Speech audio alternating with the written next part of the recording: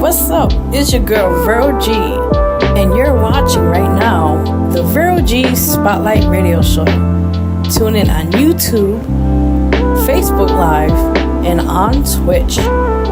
Check out all these amazing episodes and so much more. Tune in to check each and every Sundays at 8 p.m. Eastern Time. And definitely check out all the episodes on my YouTube channel at Vero G Spotlight Network. Follow and subscribe. I will follow right back. So definitely go check out the channel if you want to support. Appreciate it. Much love.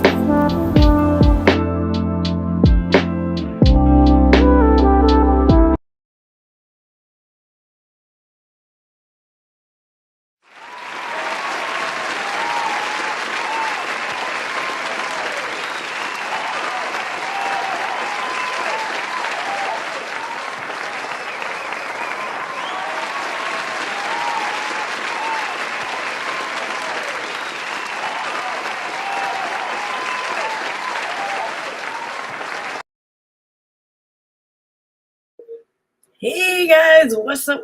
Welcome. You're watching the Vero G Spotlight Radio Show with your host, Vero G. That's everybody tuning in. Those who are watching live, welcome. You guys can share, like, comment, all that said and done on the show.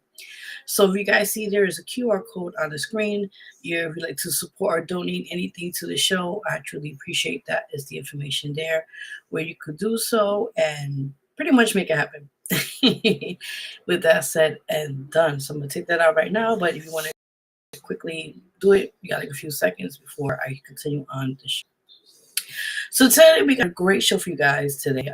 We have an exclusive interview with an amazing CEO of a PR firm, which is called Exquisite, and her name is Nicole M. Jordon. So we're having a little bit on the show and talk about her amazing projects, what she's doing, and which clients she's working with.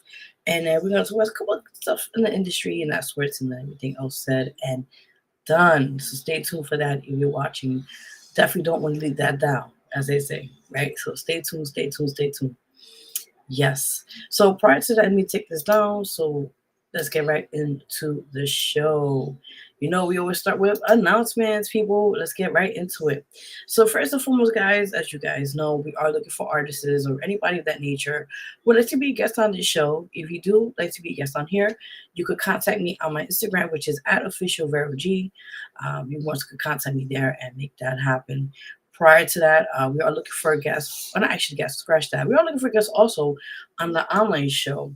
Let me show you guys a photo real quickly on that if I can. Here we go. So we are looking for guests on our online show, as you guys know, each and every Wednesdays. If you'd like to be a guest on there, you're more than welcome to contact me. With that said and done. That's just, pretty much with that. So, yeah. Also, I'm looking for submissions for April issue now for the magazine. So if you're more than welcome to be a part of it anyway, so shape or form, you could contact me on that as we speak. Now, prior to anything else, also you guys can vote for me, for your girl Vero G. I'm just throwing it in there. Ooh. Yes, you guys can vote for me for my song. I just want to announce it again. I'm so honored and very grateful for those who've been voting each and every other week. Again, your girl made it #1 again for the song as this hit song. You see right there, Scars. #1 again on the top 10 for the LDM radio people consistently. So thank you so much again for those who've been voting. Website's right there, guys. You can vote at www.ldmradio.com. And definitely go support that if you guys get a chance to. And I truly appreciate that. So prior to that, like I said again, we got a great show for you guys today. I'm very excited with that in mind. Also, briefly on announcements, I just uploaded something on my YouTube channel. If you had a chance to, if I sent you the link, if not, hit me up. But it's already out. Now, I was honored to be a part of the panelists to talk about the housing crisis that's going on with low-income families and how private developers are trying to grab their hands on the public housing situation and trying to convert it to Section 8 and have the tenants have no protection for the homes and basically evict them and, market value the renovations of these homes, or what you want to call it, and overpriced these units and that sort. So I've been fighting for that, and there's some other things I will be continuing to fight for the community. And if you have a chance to, it's on my YouTube channel under Vero G Spotlight Network, and that is there. You see the screen there on the show. You can see it there. The YouTube channel right there. That's the information. Vero G Spotlight Network. You can also check my website, which is www.verogmusic.com. And all that said and done. For more announcements, updates, and all that said and done. So that was that for announcements. Now let's get into my favorite part, which is now getting used to this part of the show. Breaking news. We got some good juicy drama for you guys. So let's get. It's a nice Oscars night, which I'm missing again. But it's okay. I will recap it for you guys hopefully next week on the show. So stay tuned for that when I do that. I know Ariana Grande looked amazing, by the way. They opened the show, her and Cynthia Erivo, I believe, from Wicked. I gotta watch that. All right, guys. Now let's get into breaking news.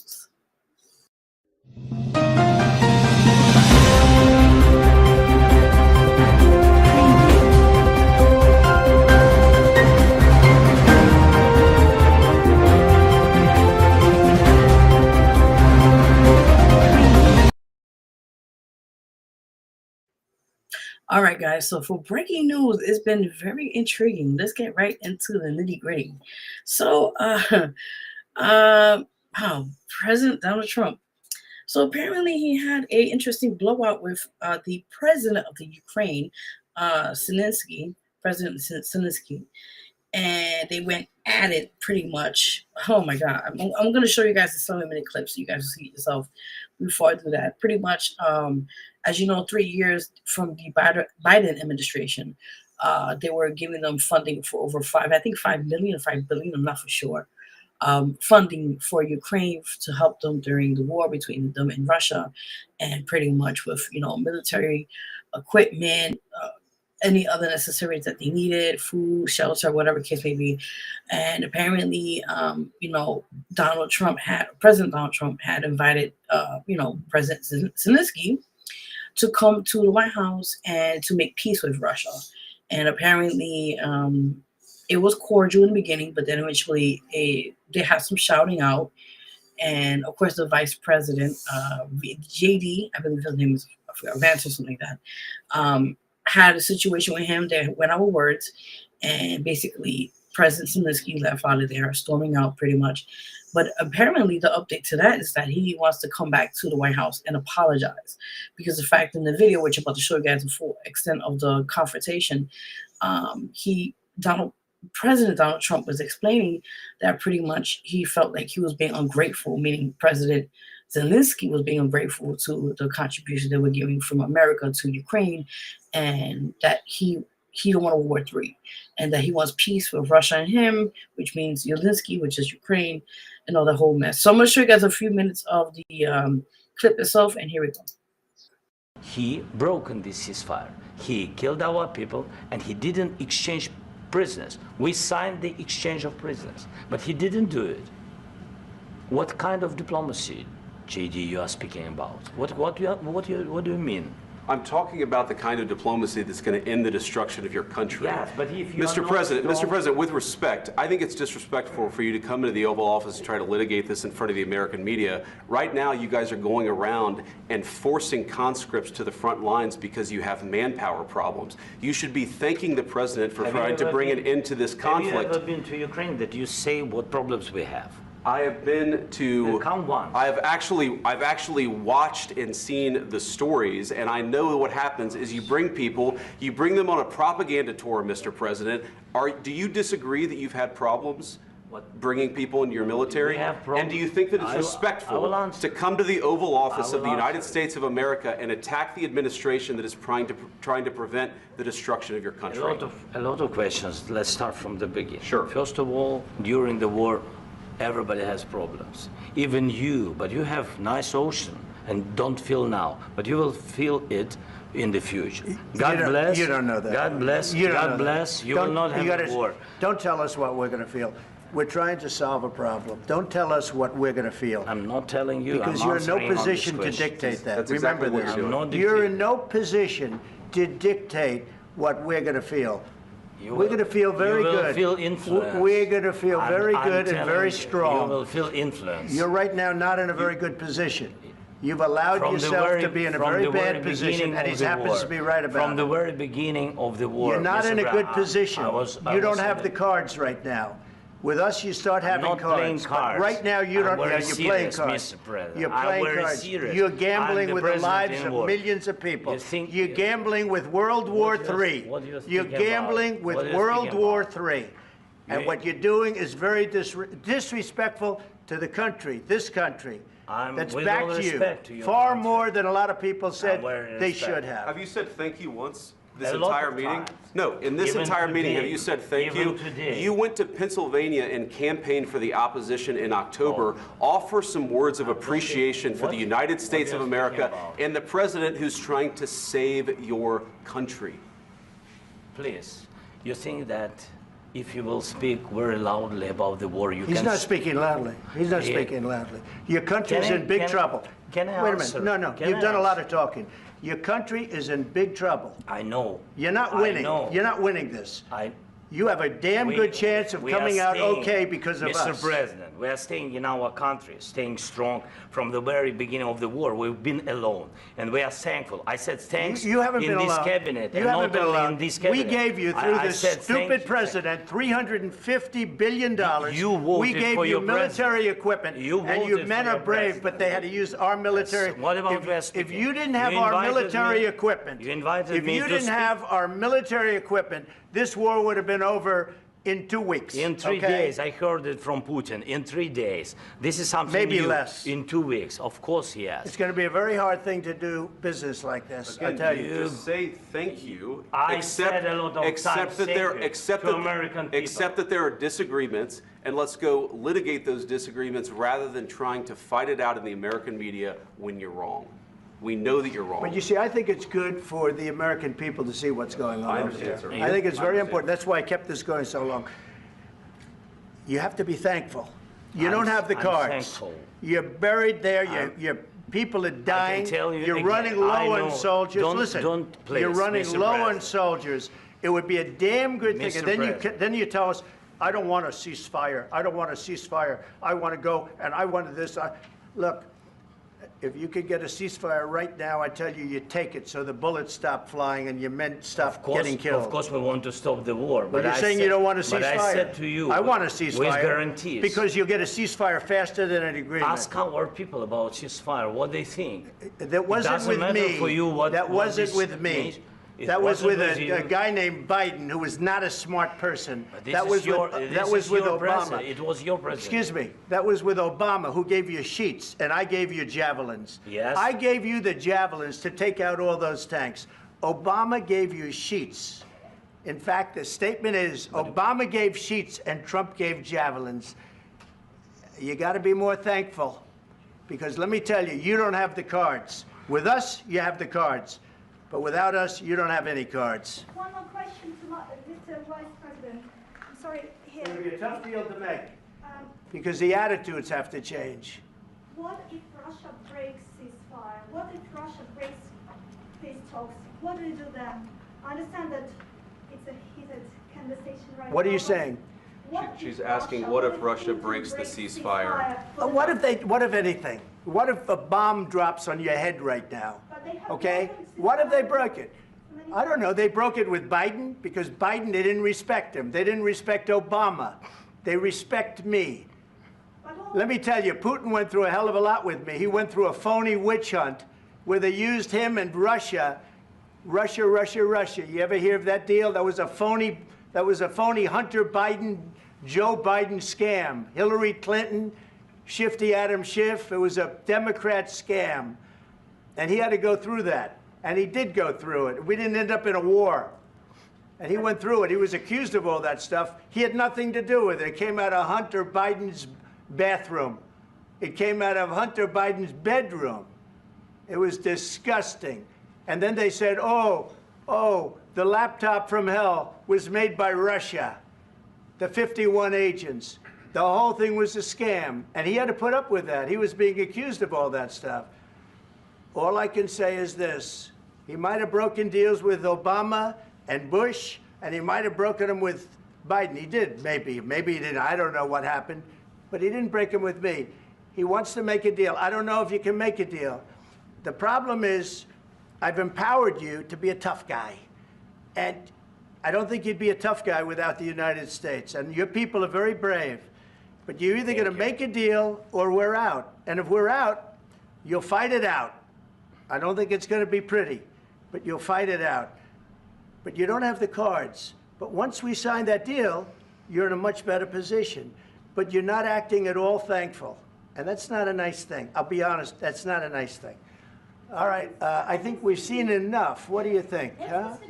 This is going to be great television, I will say that. All right, we'll see what we can do about putting it together. Thank you. Guys, let's go. Guys, come on, let's go. We'll see, I don't know. All right, guys. Guys, come on. Wait. Hey.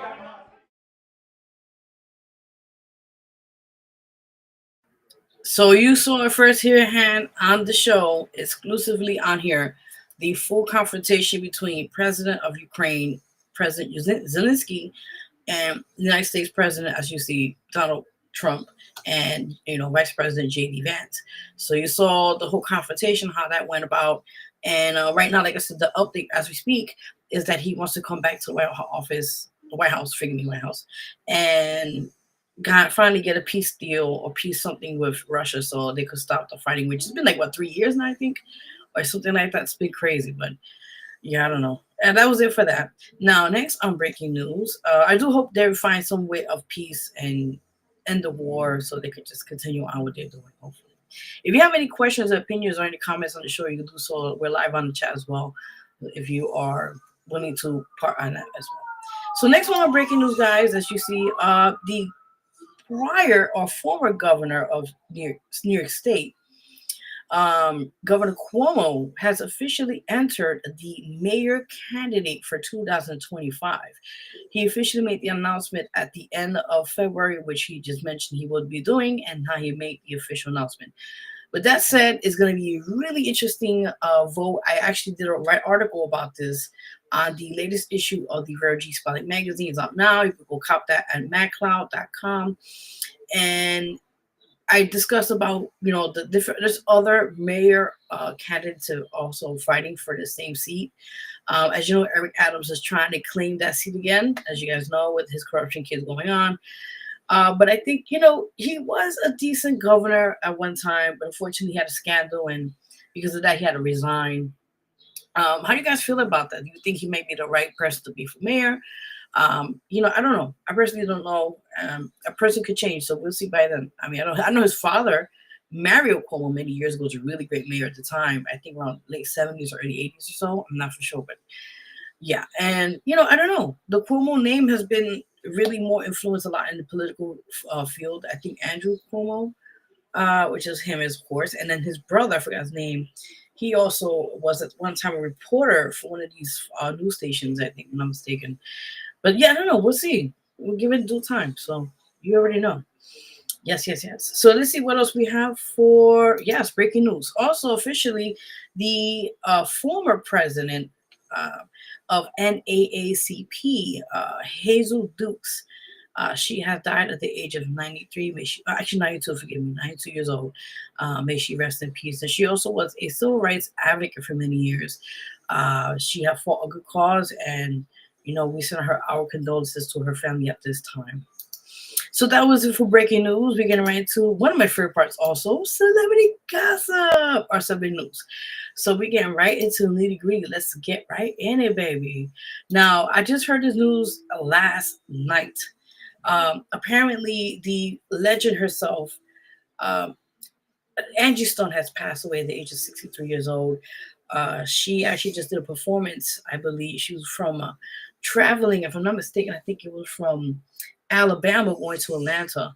And if I'm not mistaken, there's a lot of conspiracy stuff going on. I don't want to get too much into it because I don't want to say too much, but just look it up on YouTube. There's some things going on, theories about her death. I don't want to say anything yet because it's for hearsay for now, but There may be truth behind it. We'll see into more investigation of this. But apparently she had died. It was 8 other people in the I think van or something. And apparently everybody else was alive. Everybody got out alive. But unfortunately she passed away instantly in the car crash. So again, our condolences for her at this time. She was a very beautiful spirit, and may she rest in peace. And all that said and done. All right, so let's get into celebrity gossip. Now, this lady, I'm literally watching her whole growth for many years as an amazing artist. You know who she is. If you don't know who she is Lizzo. So apparently Lizzo, as you know, she has been fighting a lot of situations from people and her team at the time. Her dancers were accusing her of certain things and legal attacks, and oh my god, the list goes on, lawsuits and everything. So she took a hiatus, and I've been watching her progress, and she has really worked hard. She has lost a tremendous amount of weight, freaking tired, weight, and she right now as we speak, she's back out in the scene, and she got a new single. It's called Love. Love in Real Life. That's the word, yeah. Love in Real Life. That's a new single that's out now. And she's actually on tour right now for that single. And she'll be in New York, I think it's in June. I'm not for sure, but I saw one of the dates. But I know she'll be out there performing and promoting her single right now as we speak. It's called Love in Real Life. So definitely go check out the video. I haven't checked it yet, but I know she looks good. So I'm like, girl, do you, man, do you. You already know. All right, so next on celebrity gossip. Now, apparently, as you guys see here, the unfortunate demise of a legend himself, the one and only actor Gene Hackman and his wife Betty. I hope I said her last name correctly. Akra, and their dog, within less than a week ago, were found dead in their home in Mexico. And apparently, there is still a full investigation on this. They stated that it was carbon monoxide, but they tested it and it wasn't that. They ruled that out. They're stating that his pacemaker maybe had effect to his demise, but it's all for say rumors until everything gets confirmed. So right now we can't really speak too much about this, but at the moment we're gonna wait until a full investigation on this matter, and so hopefully we get some results on his and his wife's death and also their dog, which is weird. It sounds very suspicious as it is. So like I said, it's not ruled out yet, but we're gonna just wait until everything in due time gets revealed and find out more information on that as we speak. All right, so as you guys know, this is the month. I'm gonna say one more time. We're gonna celebrate each month something. Hopefully we can. And this month is the official Women's History Month. And I'm gonna give you a quick little video about what Women's History Month, what's pretty much what's about. If you guys don't know what it is, it's pretty much embracing women who embark pretty much different things, situations that matter on this show with different things from law to entertainment to different factors of the industry and made an impact and changed the way, into many other generations to lead the way as well. So it's just women empowerment. I'm all for that. And, salute to all my sisters out there doing their thing. And depending which field they're at, whatever field they're doing, congratulations to all ladies out there. You're shining, keep doing your thing. So I'm going to give y'all a video about it, and here we go.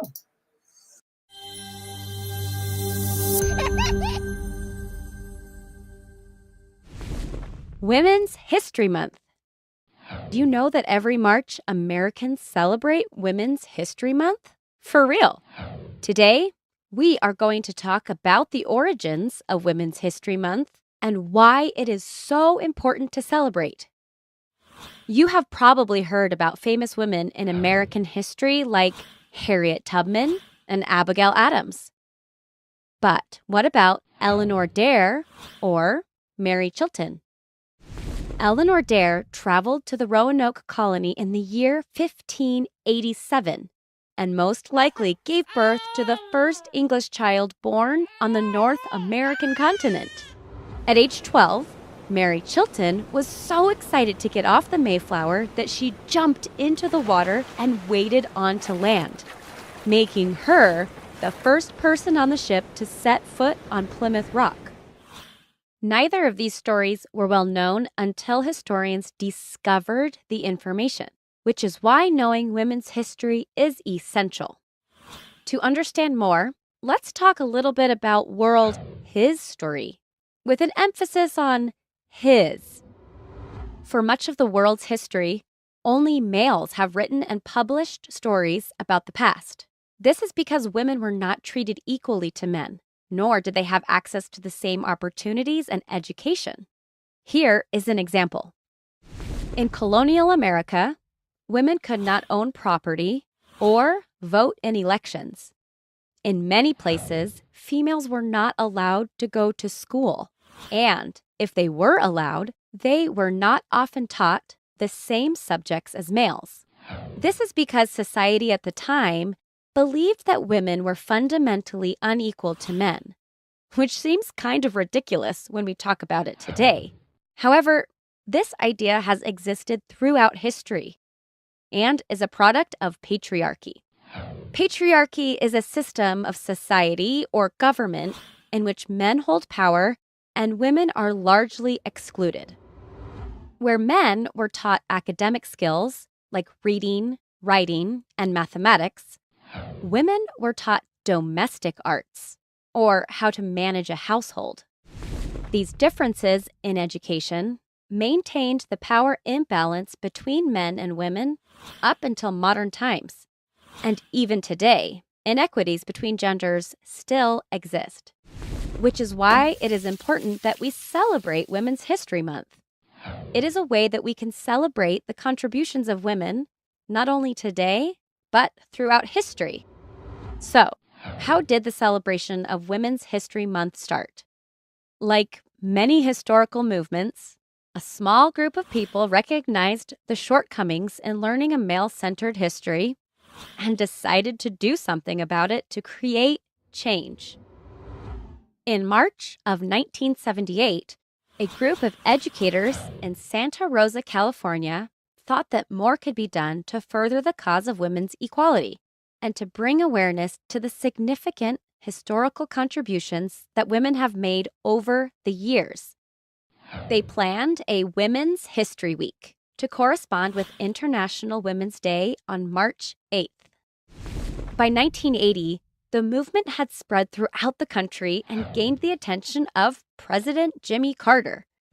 After meeting with women's groups, historians, and the National Women's History Project, which is now called the National Women's History Alliance, or NWHA, President Carter proclaimed that the week of March 8th would be National Women's History Week.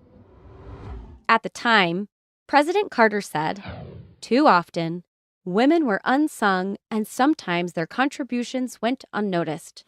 But the achievements, leadership, courage, strength, and love of the women who built America was as vital as that of the men whose names we know so well." Nice, President Carter. 1 year later, Congress joined with the president by passing a resolution declaring the week of March 8th as the official start of Women's History Week. 7 years later, Congress passed a law authorizing the president to proclaim March as Women's History Month. It has been celebrated that way ever since. Since then, the NWHA has selected a yearly theme for the month. And the rest, as they say, is her story. What are some ways that you can celebrate the contributions of women throughout history? Hope you had fun learning with us. Visit us at learnbright.org for thousands of free resources and turnkey solutions for teachers and homeschoolers.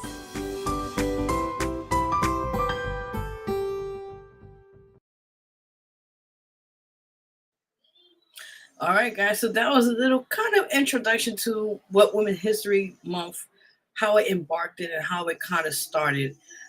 So I wanted to start out this week by doing that, so you have more information about how women are being celebrated by being trailblazers, by doing so many other things from that nature. So I'm gonna select each week, as you know, on the show here for this month, a woman that I feel definitely needs to be honored and show love and gratitude to the work they've been doing, whether that's either from the entertainment field to law, to any field that, we really need to do that. And I really feel I'm going to honor next week Sotomayor, because she is a Latina who was basically from the hood, and never gave up on pursuing what she wanted to do. So I'm gonna honor her. I'm gonna announce it here. I'm gonna honor her next week on the show here on the Vero Spotlight Radio Show. Who she actually ended up becoming in the Supreme Court. As you guys already know the story, but I'll do a quick little something on the show here and talk about her background quickly on that, and honoring her for becoming the first Latina judge on the Supreme Court. And as you guys know, Washington D.C., that's big. That's the big milestone. So yeah, I think that's really cool to honor her next week, and just put it out there so people know that we women we rule the world. Like, I know they say it's a male dominated scene, as they call it supposedly, but I think us women, we have a right to have entitlements too. We work very hard and put a lot of times in things that we've done for years, or whatever the case may be, and it's nice to get some recognition when recognition is due, right? So with that in mind, you already know. So we're just waiting for our guests to come on the show, hopefully sometime soon. With that in mind, I'm gonna try to go like a little quick break on here. I'm also trying to find a video, because I think I have it here. If I could show you briefly the speech I did at City Hall. I don't know if it has to be somewhere around here. It has to be. I know how to find it. If not, I'll just download it quickly so you guys can see it. It's on my YouTube channel right now. And like I said, we'll take a quick break. Again, you're watching the Vero G Spotlight radio show here. We are host Vero G. With all that said and done. And again, if you want to donate or you want to contribute, I want to leave the QR code here for you guys to support that. If you want to show some love to the show, any way possible, I truly do appreciate that as we speak. So yeah, there you go. So again, we're gonna take a quick. I'm tired. Quick music break, and then I'm gonna see about show you guys a speech briefly on here, so you guys, if you feel motivated or inspired, I truly appreciate that. And it's just a fight for a cause, which is dear, and also to others that I think needs to be discussed about, especially when it comes to housing. I think housing is very essential. People need to know that, especially in New York City, it's very, very expensive. And if, you on a certain budget, or you on a certain, what I'm saying? If you're under a certain situation and you're not able to afford the New York City rent, which is crazy as it is, this is the option they have for affordable housing. And I just feel like, let me just talk briefly on it here. I just feel, honestly, the fact, it's so much going on right now, but I think it's the fact that they're being not honest to people, and, misleading people. And, there's a pro-Corvette Pact. Doesn't know what that is. I could probably educate you a little bit about it. Pretty much what it is. It's a pilot program that Governor Hochul had installed within a couple of years ago, because they noticed that with Unicha, as they say, apparently they were getting funding over, if I'm not mistaken, I think $78 billion. And to this day, I'm thinking, where did the money go? Why do these tenants still have holes in their wall, living in atrocious conditions, and paying rent and living in these situations? And it's like, not a regular person should be living like this. It's just uncalled for. So I think with that in mind, I finally decided to speak out about this, and also the corruption behind it. There's a lot of corruption. I also talk about it on the new issue of the Vero G Spotlight magazine, which is out now, the March issue, and I exposed them. The people, the names, their titles. Please go check out that magazine. Issues out now. And it's time. Enough is enough. And I think people needs to really speak about more of these situations that they feel is needed to address, and knowing that people need to be heard and not be disregarded, and not be pretty much a part of a broken, failed system that we all live in. As it is. I just have to speak that part quickly on here. So pretty much Rat Pack is just a pilot program that supposedly they promise you, we're going to fix your apartment, we're going to do all these great things, But there's a catch. Now, with Section 9 with public housing, you don't know what that is. Section 9 is pretty much a program. Actually, it's not a program. It's actually installed as protection with the tenants in NYCHA for many years, which has been installed for many years. And what is this protection for the tenants? That, for example, let's just say you're on the lease, right? And a family member, whatever, they're not there no more, whatever the case may be. So what they do is now you'll be the next of kin when it comes to you being on the lease, that you're able to have that apartment. That's what Section 9, you have protection laws as a tenant. If that gets removed and taken out, and then Section 8 comes in, now you all know Section 8 is a bitch to be applied for, because I did it for many years in the Bronx, and I'm still waiting over 20-something years for that interview. I'm still waiting for that interview. I've not got that call yet. So that tells you Section 8 is a joke. And Section 8, pretty much how it goes about, is the fact that where you have to, if you do get selected, it's by a whole process of a lottery. Then you have to bring a documentation, you have to bring income, you have to bring all that sorts. And then you get like a voucher, what it can be. That's how Section 8 is. Now with this predicament, it's a little different because with Rat Pack is a private developer. And what they do is that they look for loans from private institutions to help pay off the rebuilds of the building. But the catch is this now. If you sign yourself away from Section 9 to Section 8, you're not getting no more of that protection as a tenant. What you're doing is basically you have an option where there's a higher chance that you can be thrown out on the street because you don't have that protection with Section 9. So I'm just educating you guys with this right now. And with Section 8, with this whole proceeding with this one, is the fact that it will be conversion from Section 9 to Section 8. And then with Section 8, you have to apply for your apartment. It's just ironic. And then there's rules. People don't understand. With Section 8, there's rules. There's higher eviction rates. If you do anything to their standards, they don't feel, basically they could kick you out for anything. For loud noise, for different other situations.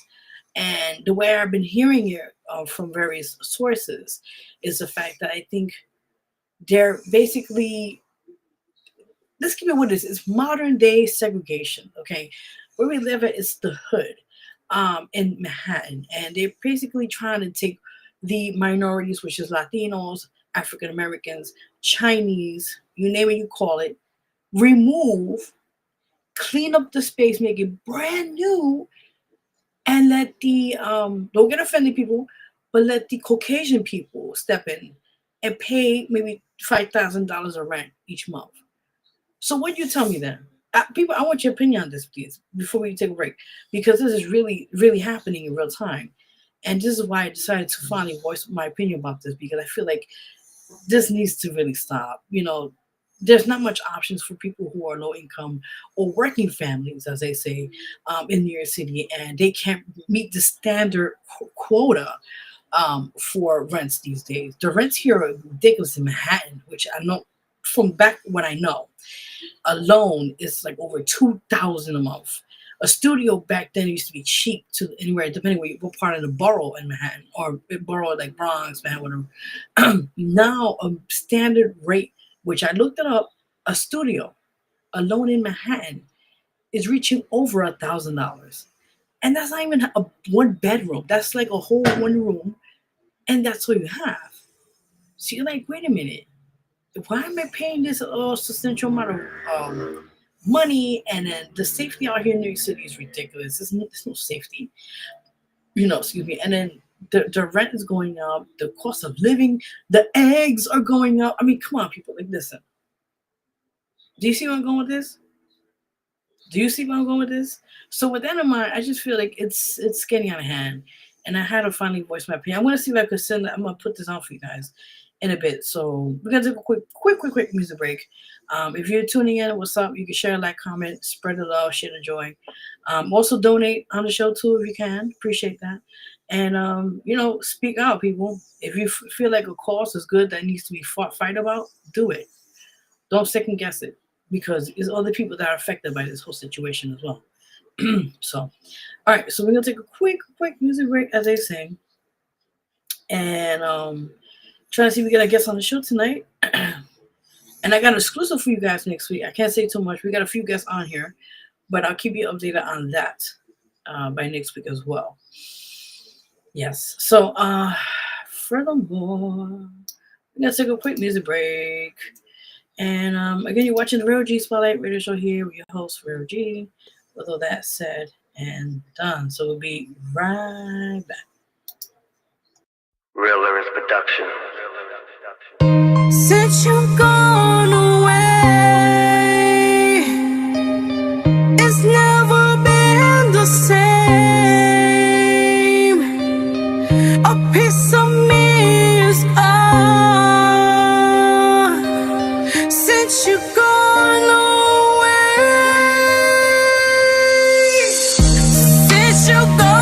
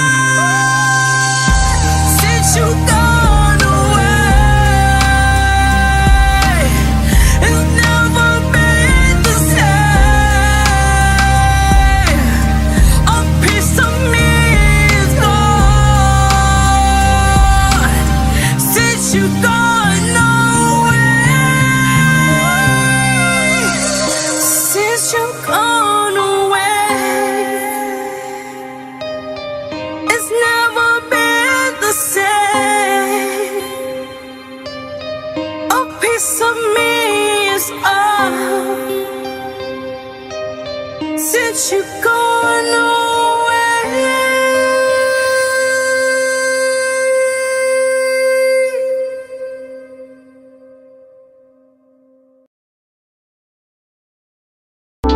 Hey, what's up? It's your girl Vero G, and you're watching right now the Vero G Spotlight Radio Show. Tune in on YouTube, Facebook Live, and on Twitch. Check out all these amazing episodes and so much more. Tune in to check each and every Sundays at 8 p.m. Eastern Time. And definitely check out all the episodes on my YouTube channel at Vero G Spotlight Network. Follow and subscribe. I will follow right back. So definitely go check out the channel if you want to support. Appreciate it. Much love.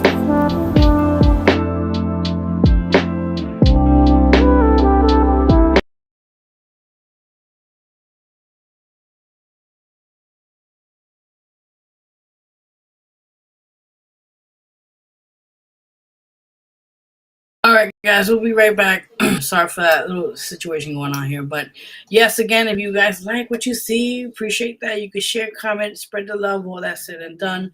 We are live now here on YouTube, I believe Twitch, and I believe Facebook Live as well. I'm just double checking everything right now. I wanted to play for you guys here live the new video Lizzo just came out, but you know, with YouTube acting stupid and you got to go through all that whole situation. It's a whole hoopla with it. I don't know what it is. It's unfortunate, but I just hate it. Like you were limited. Like you can't even share it on your own thing because of you know how legal shit. There's always some dumb shit going on. So I don't know. I don't get it. It kind of sucks because you really want to share it. Because I haven't seen the video yet, which I do want to check it out, but I have to do it on my own time, I guess, to check out the full video. But I did hear a snippet of Lizzo's new song. And it's really, really cool, by the way. So I'm like, I'm feeling it. I'm like, okay, yeah, you know, I'm like, okay, she's back in the scene, like, and like I said, she came up for a while, you know, dealing with the legal battle she was going up with her past dancers, and you know, I think she just took a break, from all the things that are happening. I know she was dating some guy one time too. I don't know if they're together. I don't know. She's very private with her love life. I know that about her, which is great. You know, especially being in the media or especially being in the public eye all the time. You want to have something as yours, you know, as privacy wise and that. So, yeah, you guys already know. But I'm actually right now loading right now the. Sorry, there's a lot of things going on right now. Watching right now. I'm actually loading the speech I did so you guys get the chance to hear it on the show here live while we are waiting for the guests to come on. With that in mind, prior to that, you know, I'm just excited. We have a couple things we got coming out right now. We got a few guests coming this month. We do have 2 dates available left for March. So if anybody is interested to be a guest on here, try to jump on it now to be a guest on here because once the days, once those dates are concealed and done, that's it. I'm not gonna, you know, I'm not doing all that. Unnecessary, you could tell I'm tired. Unnecessary extra drama. So I'm not dealing with that. So yeah. And I'm trying to hear the Oscars right now. Oh my god. I'm missing it. If you're watching it, guys, let me know because I'm gonna do recap. I'm gonna try to do a quick recap of it next week on the show as well. And yeah, wow, this speaks volumes. Anyway, so like I said again, I was just waiting for it to upload right now so I could briefly share that with you and play another video as well. With that said and done. Also, guys, if you want to donate anything as we speak to the show, all contributions going directly to the show. You know, thank you. I got my little green screen here. You guys can't really see it. I'm gonna come with this background thing. I'm trying to still fix the background so it looks like you see more. I know you guys can. I'm gonna try to update more things here, so I don't know. Everything's due time, as they say, right? So yeah. As they say. So, anyways, if you want to donate anything on the show here, you can do so on here. I truly appreciate that. With that in mind, so you guys already know. It's about to upload soon, so I can show you guys briefly about that. Also, it was not only myself on the speech. Big shout out to Jason Murillo. As you guys know, he's running for city council for District 2. He was on the panel as well, and a few other tenants on that as we speak on the panel about this housing crisis. If you get me a little tired. With that in mind, so yeah, like I said again, it's as soon as it's up officially, I will be putting it right now, and you guys will get a chance to see in full of the speech I did for City Council Chris Banks, who was there that day, and Joe Maji Williams. I think I want to say his name right. Public advocate was there. Another commissioner was there. A deputy commissioner was there. There was a few high power people there.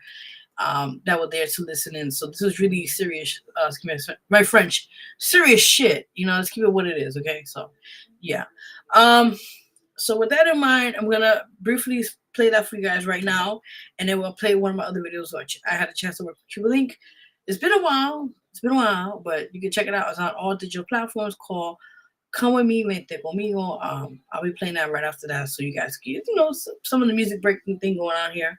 Like I said, I'm supposed to have a guest today. I don't know what's going on right now, but if not, we're gonna close the show soon and see how it goes. But next week, I do have a lineup of people on the show. I'm very excited.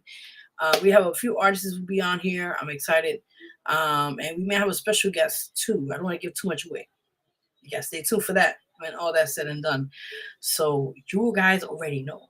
So we'll be right back. You're watching the Vero G Spotlight Radio Show here with your host, Vero G, in the building.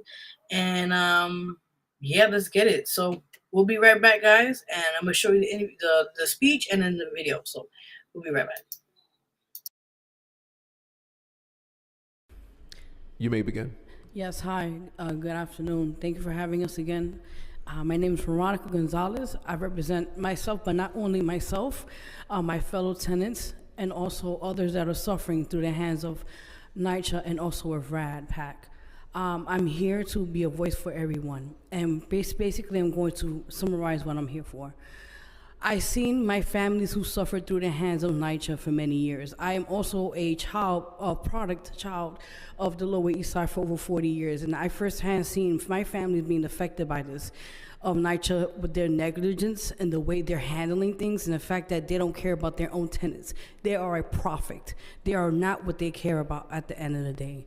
And for me, particularly the reason why I'm here is to voice other people and help them, and to also be a part of the community and let their voices be heard and be seen. And when RAD came here, and they came here and to tell the lies and the deceit to us, the public, about what they're doing for us. They're not. They're here to look out for themselves. End of the day, I hope and pray that everything you heard of everyone that spoke about them, and you make a final decision and make sure that RAD PAC does not affect us of the Jacob Reed's houses or any houses that are being affected of this matter and this reason and well-being. That's the reason why I'm here to fight for everyone who are in this room to know that they are not being heard, and they're not going to be despaired and basically being rejected. And we need to all fight and unite together. This is the reason why I'm here, and I thank you for your time, and thank you so much for hearing all our voices to be heard, and knowing RAD PAC are not here for us. They're here to make a profit.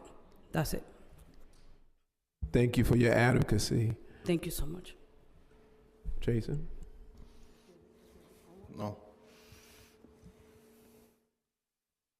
You may begin. Good afternoon. My name is Jason Morello. I am a member of the New York State Conservative Party. I'm also a longtime advocate and resident of NYCHA of Jacob Reed's houses for over 30 years. And I am also running for city council as well, and District 2. And I hope to be with you as a colleague, fighting the good fight regarding this issue very soon. But here's my official statement. So I am Jason Morello, and I'm here today because NYCHA residents, our neighbors, our families are being left to suffer.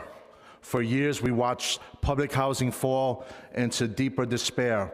We're seeing broken elevators, toxic mold, crumbling ceilings, no heat in the winter, no gas in the summer. We've seen lives put at risk, seniors trapped in their apartments, children breathing in hazardous conditions. And what have our so-called leaders done? They have handed our homes over to PAC-RAD, a privatization scheme designed as a solution they promised us better conditions, but what have we gotten instead? More evictions, more neglect, more mismanagement. They're taking public housing out of public hands, stripping residents of their rights and silencing the very people who built these communities. And Council Member Carlina Rivera, Assembly Member Harvey Epstein, and Governor Hochul stood by as this all has happened. And they told us that we'll fight for public housing. But when the time came, they failed us, and they let NYCHA deteriorate. They let private developers take over and let the people, our people, be pushed out. Thank you for your testimony. Thank you. Next. Hi, my name is Zulay Velasquez from Reese, And I just want to talk about a few things. So one thing I want to say is that around May, me and a few other people started petitioning against the privatization. And we gathered here, we have over 600 petitions that state that we, the residents, basically have not given the tenant association any verbal or written permission to make decisions on our behalf regarding RAD, especially one so sensitive that could displace us, right? The tenant association process, even a CCOP or the DCOP, that whole structure is compromised, right? But not only is it compromised, right, from the top, like they have NYCRA controlling that. How is NYCRA controlling this, right? So they're controlling this, and at this point, even though they say that they are the elected people, right, the process in which they do it is not good. But here it says, has the tenant association asked you your opinion about RADPAC? Now, the residents, no, we are all the members. They're all operating with bylaws that are over 30 years old. Not good. So in there it says collect fees. In there it says the membership is their committees. But you know what? We are all members. So they didn't come to us and say, hey, do you want this before they came in? They just said, we're going to do it. But we are members, all of us. And all these 600 plus people, which I'm going to submit as evidence, is basically saying no to RAD already. We've already said no to that, okay? Now, in regards to the voting process, we had a tenant association election, and they stopped it. They stopped it because they tampered with our process. They changed order around, put people in different places, and then wanted us to go through with election. It was a recording that stopped it, but they could have also done the right thing. But instead of doing the right thing, they just canceled it so they can pause just in enough time to do the RADPAC election. 30 seconds to wrap it up. RADPAC election. And so now they're knocking on people's doors, and they even violated the ADA rules for the people who are disabled. Blind lady doesn't know what's going on at Reese, okay? You have people who are being told at the door. Basically, they called me yesterday to sign. So they're getting signatures from people. The ballot is really unclear. They don't say in the package, I think, that you're gonna get a physical ballot. So this is gonna be a mail, or like a virtual kind of ballot. They can falsify that. They say we only got 5 apartments. We got over 100 empty apartments. So how, yeah, exactly. So, I mean, we need to make sure that those empty apartments don't get votes. That's number one. Number two, HUD told them to start an election over again, not the nomination process for the TA. But what they're doing at Reese is that since I ran on a platform that against the privatization, they stopped that, because if it goes through the other current TA and they say yes, then I can't stop it when I get in. Right. And that's what's going on here, because they could have paused and not done anything, just continue election, and they didn't do that. Okay. Thank you for your testimony. We'll now have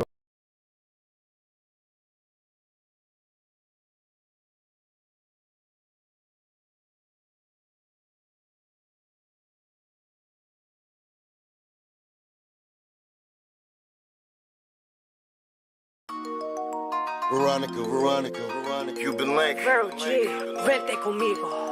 Veronica, Come Veronica. Mami, vente conmigo. Sé que tú no estás contenta con él. Se te ve en tus ojos perdido. Él ya no te sabe querer. Vente conmigo.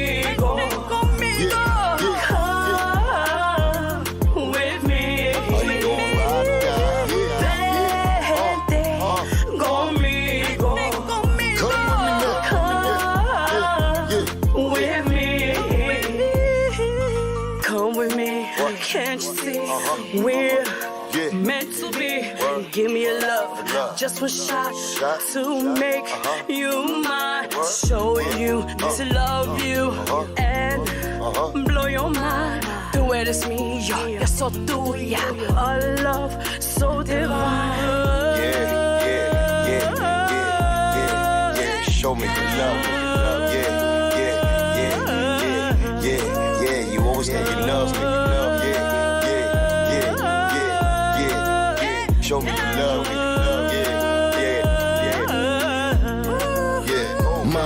vente conmigo.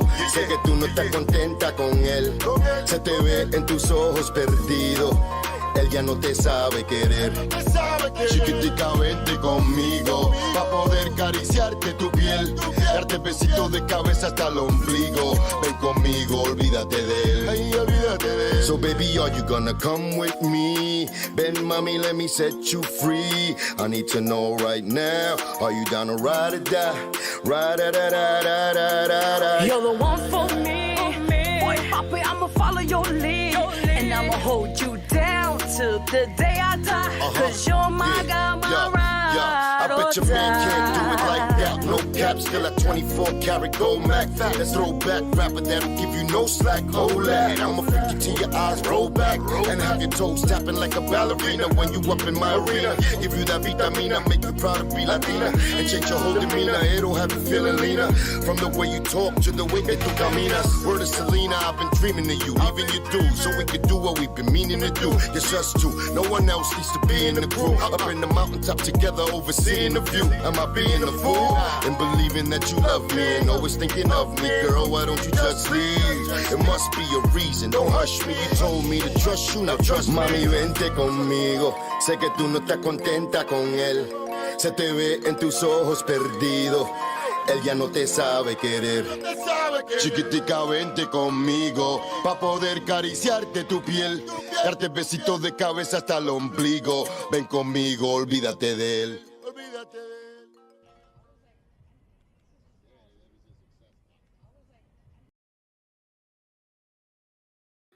All right, guys, welcome back to the show. You guys like that? You danced a bit in between the break.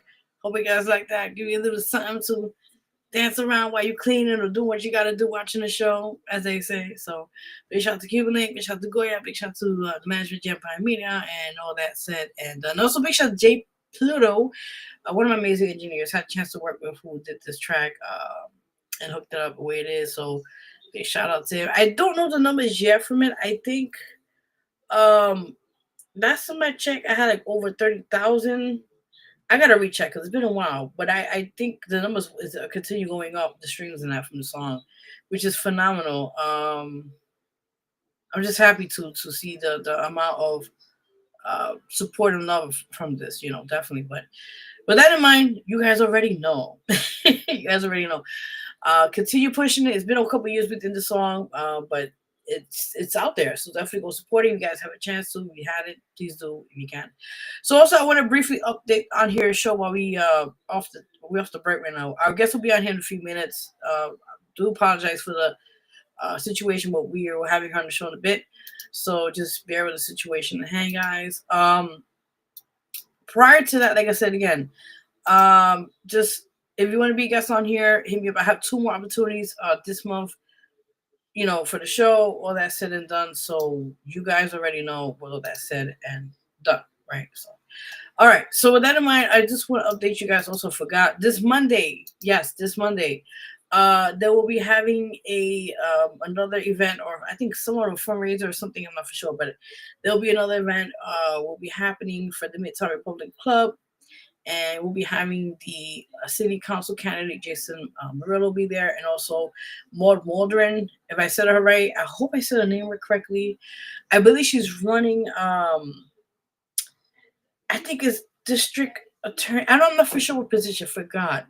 Jesus, forgive me. But I know she's running for, I think, district attorney, I think, I'm not mistaken, for the for the Republican Party. So, if you guys want to come support, it's this Monday, which is tomorrow, for 6 p.m. to 8 p.m. There's no cover, but there is a cash bar. So if y'all want to get your drink, remember be prepared to bring money, okay? Be prepared to bring money, okay? So yeah, you get to meet, of course, Jason Murillo, like I just mentioned on here in the show. Morin, forgive me if I don't say it correctly, forgive me. And Deborah, I cannot say that last name, I'm sorry. Oh, that name was too long for me.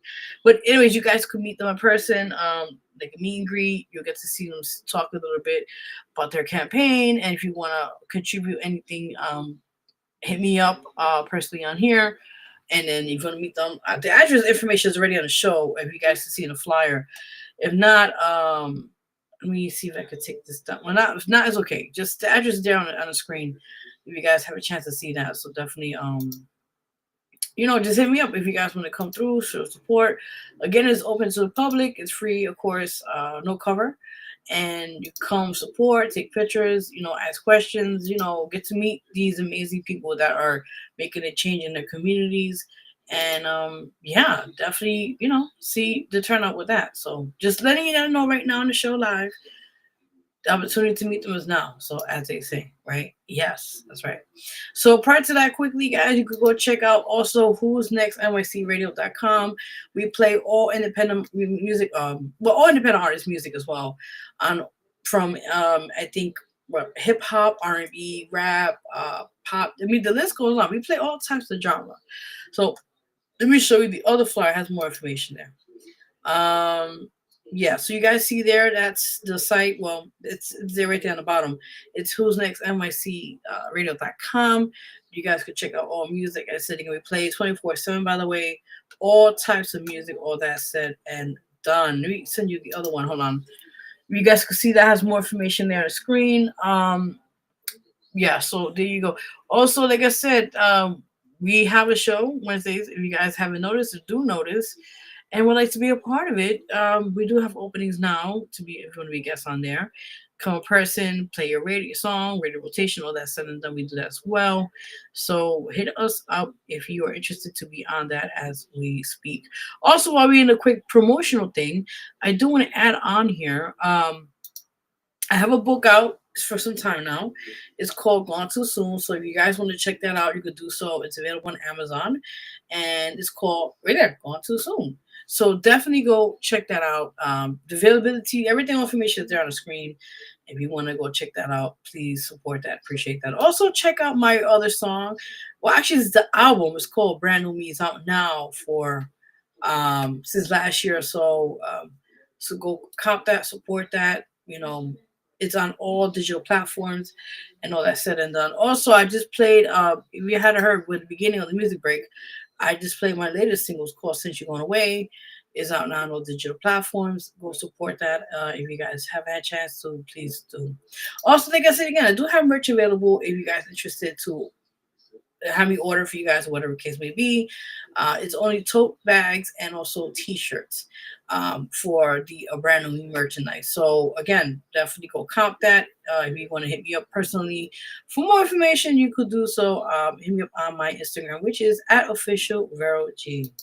Again, also guys, I do want to mention on here on the show, just update you guys. I'm working on finally the 5th EP album, which is called Energy. Will be out very soon. I officially have the cover art for the upcoming album, which is called My Anxiety. I will be showing you guys a sneak peek of that before the album drops. So I will let you guys know. That'll be like around later on fall time. So that's in a couple months from now. But I will be pre-releasing, not pre-releasing. I will be kind of like showing you a sneak peek of it before the album drops. So you get to see what it's about, get the vibe of it, and you see the name of the switch songs will be on the selection process for that. I'm very excited. Yeah, we'll see. I'm excited. And yeah, so I cannot wait till the album drop. It's really, really cool. And it's also about mental health awareness and all that said and done. So you guys already know, people. Ooh, I'm excited. So stay tuned. And yeah, like I said, working on some more music, more stuff in the works. I know this weather's been kicking a lot of butt right now, so you guys know it's just been crazy every direction you could think of with that said and done. So yeah. Excuse me. Prior to that, I see what else I want to update quickly on here on the show. I think I talked about it, but I'll show one more time on the screen. So yeah, like I said again, guys, we do have opportunities for artists, from interviews, from radio plays. You see there on the screen. The radio rotation, promo, all that information is there. Contact myself with DJ Lama. I think I forgot his Instagram. Jesus. And then just contact me. My Instagram is @officialverog. And pretty much I think that's pretty much it. Yeah. From my understanding from that. So yeah. So again, All information is here. Also, we do music videos. Just throwing it in there. If any artists interested to have the music video be done, contact me again where I told you where you can find me, which is at official Vero G. Prior to that, like I said, yeah, we trying to help as many people as possible to get their stuff out there heard, seen, and all that said and done. Also, quickly, guys, you can check out my page on YouTube, which is actually Vero G Spotlight Network, but it's all branched into one. So if you put like Vero G Official Music, you'll see the same logo or the same photo of mine. Yeah, that's all in one. Construe with everything, meaning my videos, like interviews I was in or interviews I've been doing. So you see a little of everything, the body work I've done of music and everything. So definitely go check that out. My website, which is www.rogmusic.com. So you can subscribe, comment, like, share. I will spread the word or spread the love back as well. Pretty much to that. Also, I have a page on Facebook if you have had a chance to check it out, which is Vero G. But if you look it up, it's at VERO 2884. Thank you for those who've been like sharing my other or checking out my other pages, like the model one, the Arthur one I have the show for this one and other ones I have. So thank you for those who've been supporting and sharing or whatever the case may be. I do truly appreciate that. Thank you so much for that, guys. You guys already know. Yes. So prior to that, like I said, we got a lot of things lined up this year. I'm very excited. The Vero G Awards, like I said, it was supposed to happen last year. There was a lot of things happening back then. So unfortunately, I couldn't really put to process everything. But God willing, this year will be the year we'll finally be doing it. And I will update you all on more further updates on that when everything is ready to go, as I said and done. So very excited for that. Way overdue and cannot wait to see who wins. Let's see who knocked the ballpark this year. I don't know. It's not up to me. It's up to the people who voted. So you already know. We'll find out. Yes. So again, if you'd like to comment, share, spread the word. Appreciate it, guys. All that said and done. So you guys already know. So with that in mind, wanted to see what else I want to add on here before we take another break. Let's see. I don't know. I'm trying to figure something else here. Yeah, I'm just saying, like, pretty much check out all the work we've done. If you guys have a chance to or had a chance to, check out the previous work we've done, videos. I mean, you name it, you call it, music, all that said and done. Also, I'm booking for hire. I think I have the photo here. I'm going to find it if I can. Let me see something. I'm very in a mission to find it now. You know me, people. I'm in a mission to find it. Okay. Oh, here it is. Okay, let me get it for you guys. Hold on. So you guys can see it. So I'm just going to show you how we have a little time over here. I'm going to show you guys a little quick something of my, like a bio, you call it, or something, or a resume. Excuse me. That's actually the photo I use for this, as you know, each show we do now. So, but yeah, you get to get, I don't know if you guys see the wording or so, but you can see somewhat of the things I've done when it comes to radio work, media, accolades and things I've done also as well. So definitely go check that out if you get a chance to look at it and all that, said and done that. So yeah, again, that's my Instagram in the bottom. Guys could definitely follow me.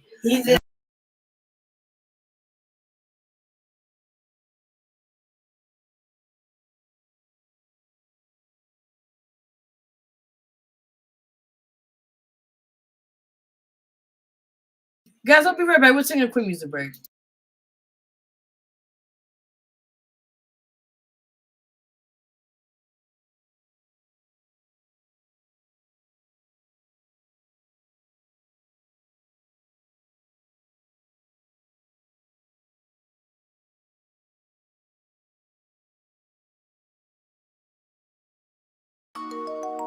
Veronica, Cuban Link. Vero G, vente conmigo. Veronica.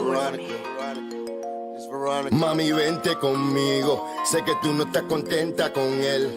Se te ve en tus ojos perdido. Él ya no te sabe querer. Vente conmigo.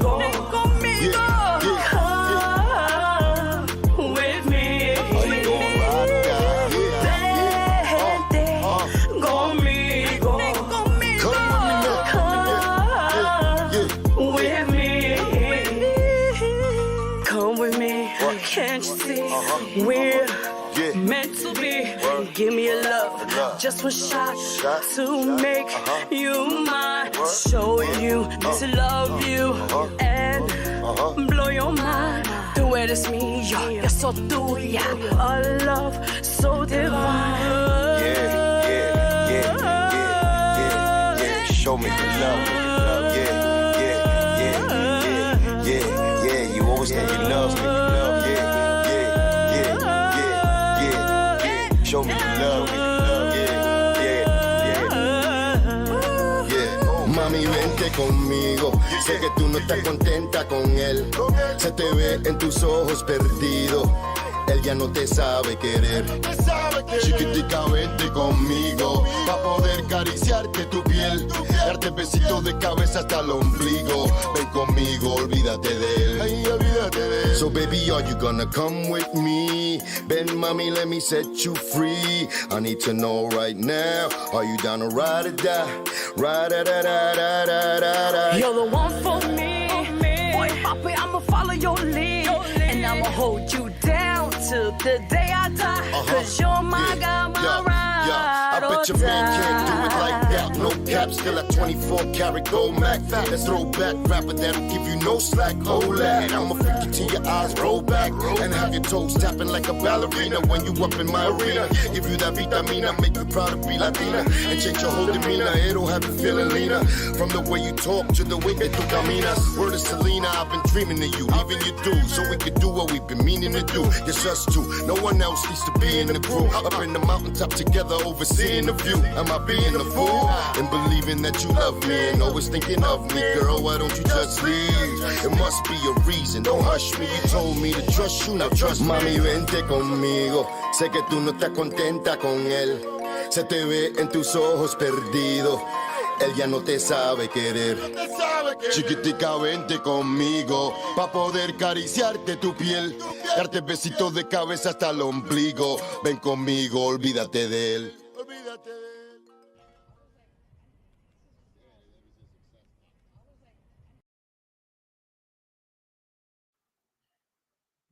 Hey guys, what's up? We're back at the Real G Spotlight Radio Show with your host, Vero G. Listen, I just got an exclusive right now from a reliable source who was at an event this past Thursday at one of the facilities that they did the Rat Pack thing. And I just got a video. I'm going to try to, I don't know if I could download it. I'm going to see if I can send it to you guys before I close the show out. If anything. Hold on, guys. Give me a second. Hold on.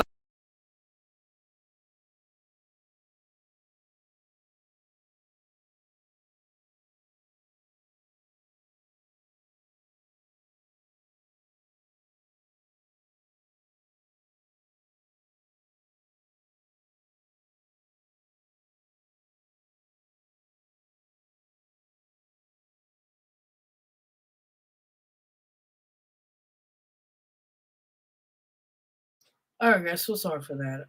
I just.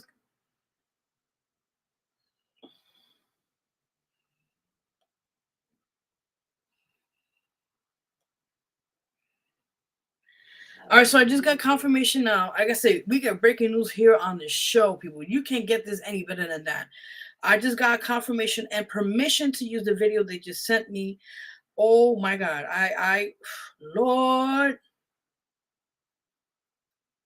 Yeah, I'm gonna be following. All right, I'm gonna do is I'm gonna see if I could screen record it because this is a lot of information for you. Do not lie. Oh my God, I gotta give you guys this information update. Hold on, let me see if I could do this quickly. All right, guys, I'm gonna record it for you guys. You're lying to the people. Once you go to bat, hold on. You guys are hearing it. I want you guys to see the video. So, forgive me with everything. Let me close the door because there's a lot of shit going on. We're going to take another break. I'm going to play the Trump thing for you guys in a minute. Hold on. He broken this ceasefire. He killed our people and he didn't exchange prisoners. We signed the exchange of prisoners, but he didn't do it.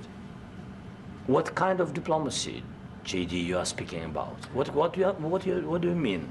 I'm talking about the kind of diplomacy that's going to end the destruction of your country. Yes, but if you Mr. President, with respect, I think it's disrespectful for you to come into the Oval Office and try to litigate this in front of the American media. Right now, you guys are going around and forcing conscripts to the front lines because you have manpower problems. You should be thanking the president for trying to bring an end to this conflict. Have you ever been to Ukraine that you say what problems we have?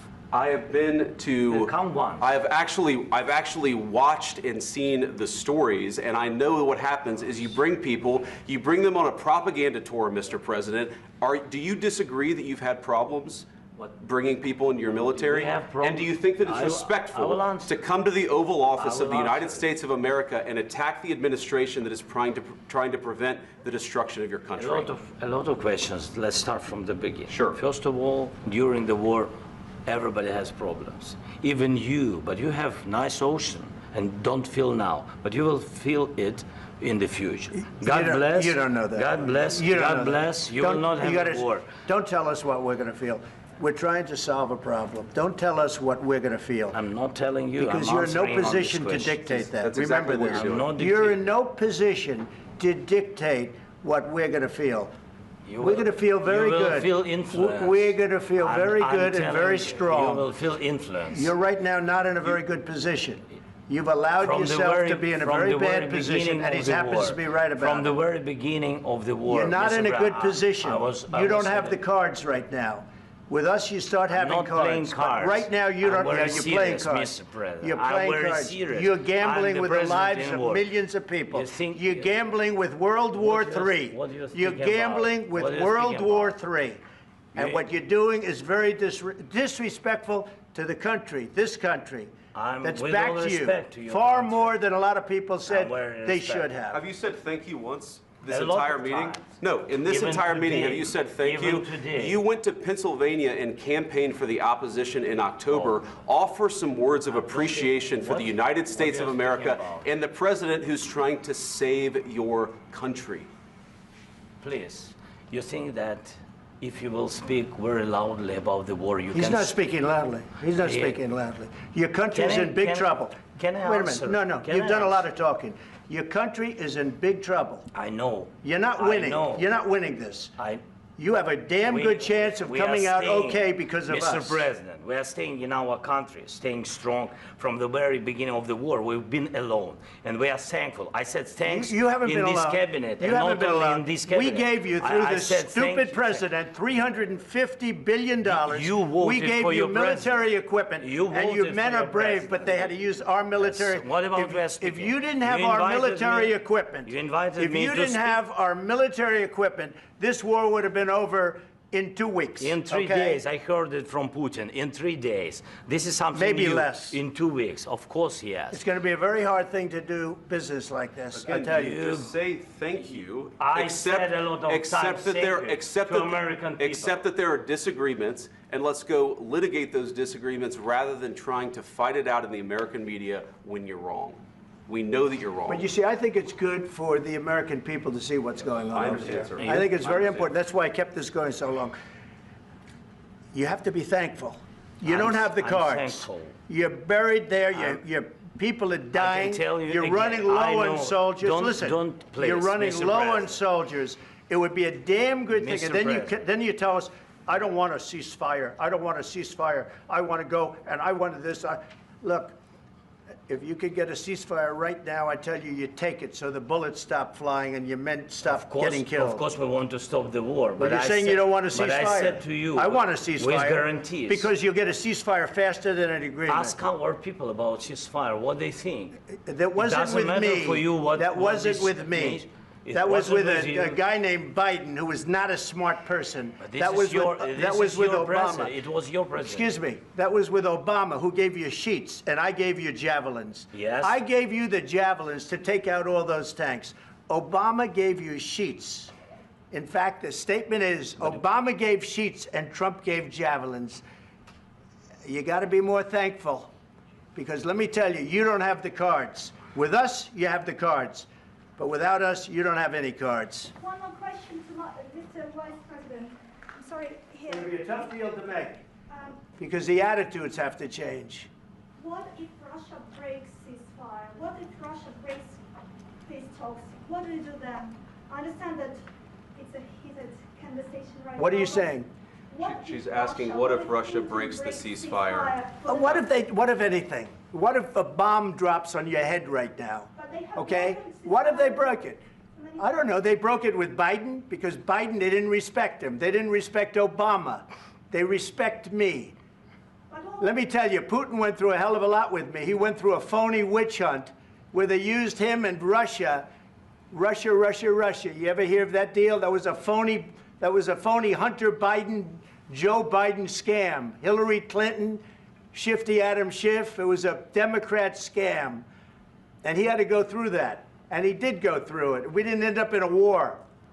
And he went through it. He was accused of all that stuff. He had nothing to do with it. It came out of Hunter Biden's bathroom. It came out of Hunter Biden's bedroom. It was disgusting. And then they said, oh, the laptop from hell was made by Russia, the 51 agents. The whole thing was a scam. And he had to put up with that. He was being accused of all that stuff. All I can say is this. He might have broken deals with Obama and Bush, and he might have broken them with Biden. He did, maybe. Maybe he didn't. I don't know what happened. But he didn't break them with me. He wants to make a deal. I don't know if you can make a deal. The problem is I've empowered you to be a tough guy. And I don't think you'd be a tough guy without the United States. And your people are very brave. But you're either going to make a deal or we're out. And if we're out, you'll fight it out. I don't think it's going to be pretty, but you'll fight it out. But you don't have the cards. But once we sign that deal, you're in a much better position. But you're not acting at all thankful. And that's not a nice thing. I'll be honest, that's not a nice thing. All right, I think we've seen enough. What do you think? Huh? This is going to be great television, I will say that. All right, we'll see what we can do about putting it together. Thank you. Guys, let's go. Guys, come on, let's go. We'll see, I don't know. All right, guys, come on. Wait, hey.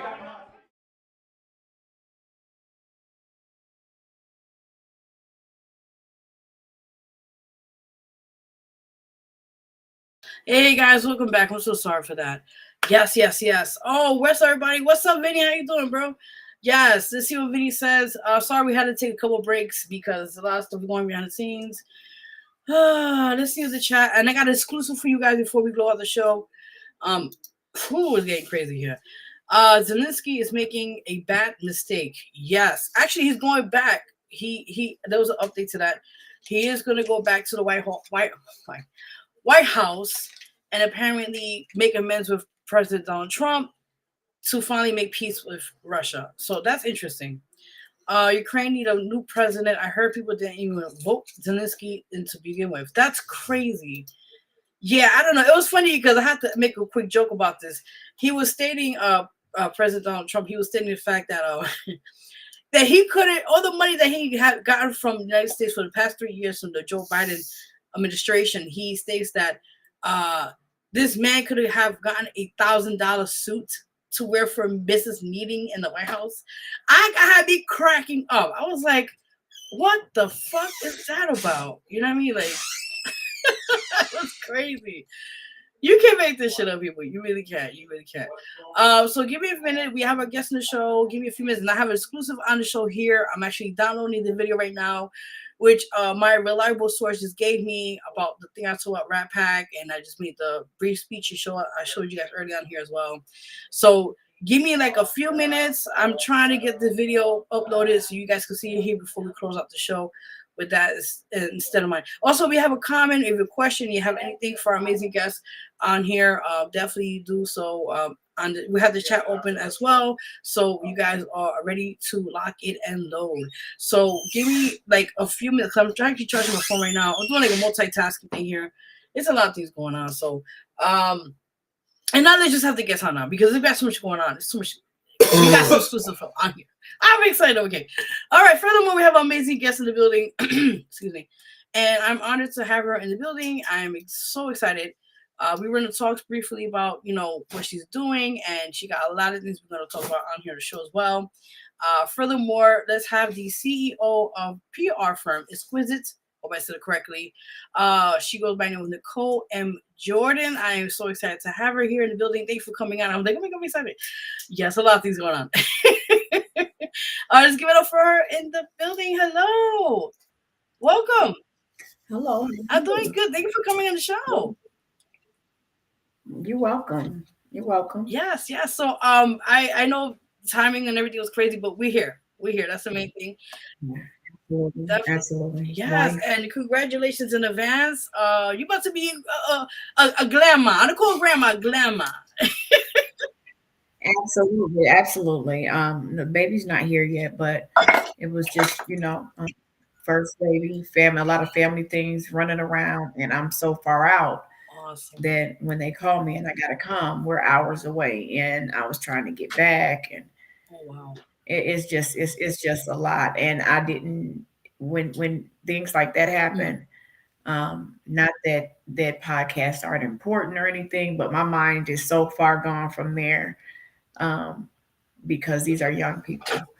Yeah. I understand. So yeah, that's about the size of it. But I appreciate you.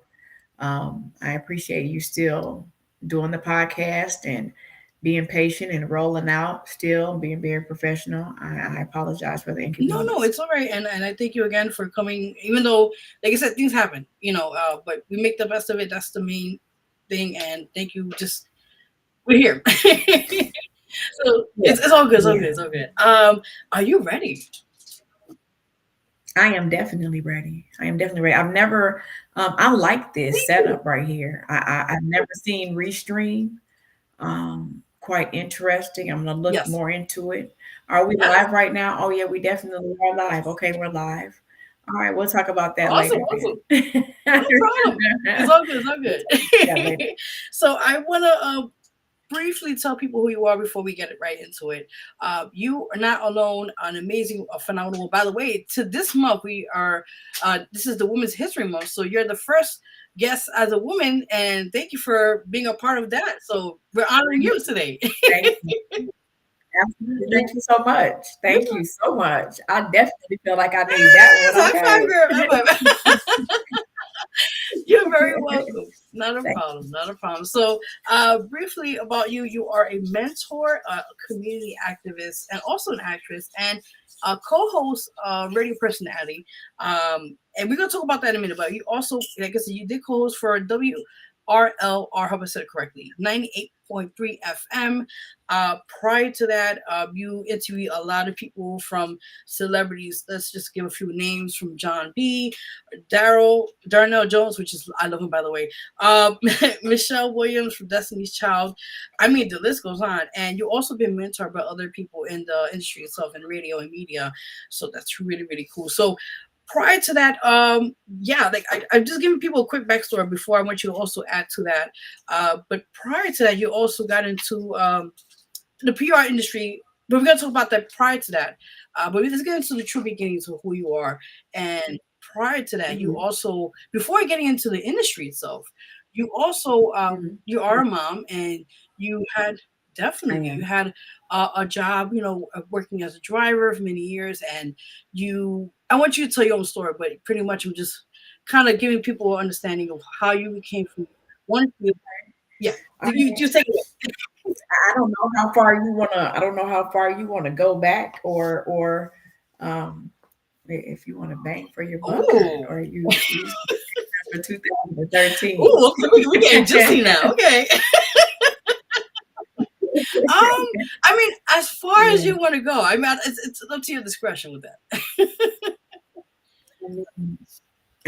You kind of got the story. You kind of got the story mixed up a little bit. Okay. I'm a publicist now. Yes. Okay. Yeah, I'm definitely a publicist now, without question.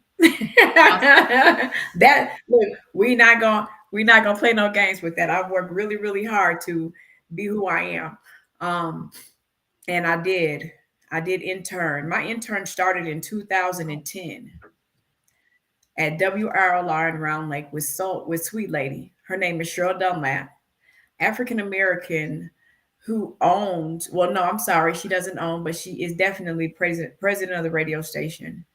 And that station is syndicated, and that's a huge deal. a huge deal. At the time, I knew that it was a big deal. But she was so focused on her career at that time that I was focused on the things that she was focused on, not really who I was being mentored by. She was focused on like really WVON. That's one of the hottest radio stations in Chicago, as well as WGCI, and and shadowing, because that's what it's called in radio. It's called shadowing someone. So um, I began to I was mentored by her while she was shadowing someone. And what it is, when you've already had longevity in the radio media realm and you're 15, 16, 17 years in the game, maybe 20 years in the game, statistically 20 years means you have a PhD in something, or you're a professional. You should know all about it. That's what they say. So she had already been in radio media, Ice Cube, so many people that she was shadowing with someone in at WVON. Um, she Shirley Murdoch. She was doing things in California. I was learning how to build build my build my media list. I had no idea what she was teaching me. I thought she was being kind of too much, but I was just following what she said. And it's funny because when I go back and look at the things, or she's being funny, she'll send me over something. I'm like, "Ooh, that's bad." Like, "Oh, I did that and gave it to you. I thought that was okay." And she'll put a smiley face or something, just jokingly, letting me know how far she's watched me come. I can say it now. I thought I was doing something back then. Girl, please. um, Graphic designs were horrible. There was no media list. It was just like telephone numbers and names. I don't know. I was following instructions. Right. But this is to show you when you don't know and you walk into something completely blindsided, and but you have a desire to do it. I was trying to figure out at that time in my life who I was, where I wanted to be. Because prior to that, there was an accident. Um, there was an incident that happened, and I forgot everything. And so while I was trying to build myself back up and remember who I was and just going through this hard time, um, I was asking God and the universe, just show me who I'm supposed to be, because I really didn't know. But it was a time for me in my life to switch the scene and show the world and the universe who I really was. Was I that person prior to that nervous breakdown, or was I someone else? Uh, and I was definitely someone else. I was definitely someone else. So as those years went on, 1 year turned into 3, 3 year turned into 5, 5 years turned into 7. But throughout that time, there were a couple of other things that happened, which caused me to go to acting school. Yes. I had a breast cancer scare, and I have lupus. I'm not going to say I suffer. I'm going to stop saying that, but I do have lupus. And there was a couple of times that I got really sick and I wasn't able to get into the station. And how funny is this? There wasn't, we didn't have StreamYard. You know what I mean? We didn't have anything for us to go in live, and we're inside of a station, really interviewing people, you know. And so she was very patient with me, and we were doing a lot of praying. Luckily, it was benign, and it wasn't, what my heart felt like it was. And I was able to start acting and doing stage plays. Awesome. And I trained under T.Y. Martin out of Atlanta, big playwright guy. And I flew around the world and I did gospel plays. And I had a ball. When I say a ball, I was having a great time, Awesome. okay? 3 shows on Friday, 3 shows on Saturday, 3 shows on Sunday. And I was like, well, maybe I'm going to be an actress. Like, I'm just, think about me think about even just you just being really childlike and open and receiving just the world and energy, you know, and I was just having a great time. Through that time, I met my secondary mentor. Well, not secondary mentor, the mentor in public relations and ghostwriting and journalism and grant writing and professionalism, Dr. Pamela Johnson. And when I say I had no idea that this was gonna be my future, I thought I could do everything. I thought I could be an actress. I thought I could skate. I thought I could fly around. I thought I could drive trucks because in my mind, I can do anything in this whole wide That's world. right. That's what you say. Yes, yes. And I literally, and what's funny is I still think that. I still feel when I say it, I know it. I still think the same way I did then. But let's be realistic because you can't do everything at the same time. There's no possible way that you can have clients, be an actress full time, be at a radio full time. Well, maybe you can wiggle these things around the way things are going right now, like online radio or something like that. I don't know. But perfection is study.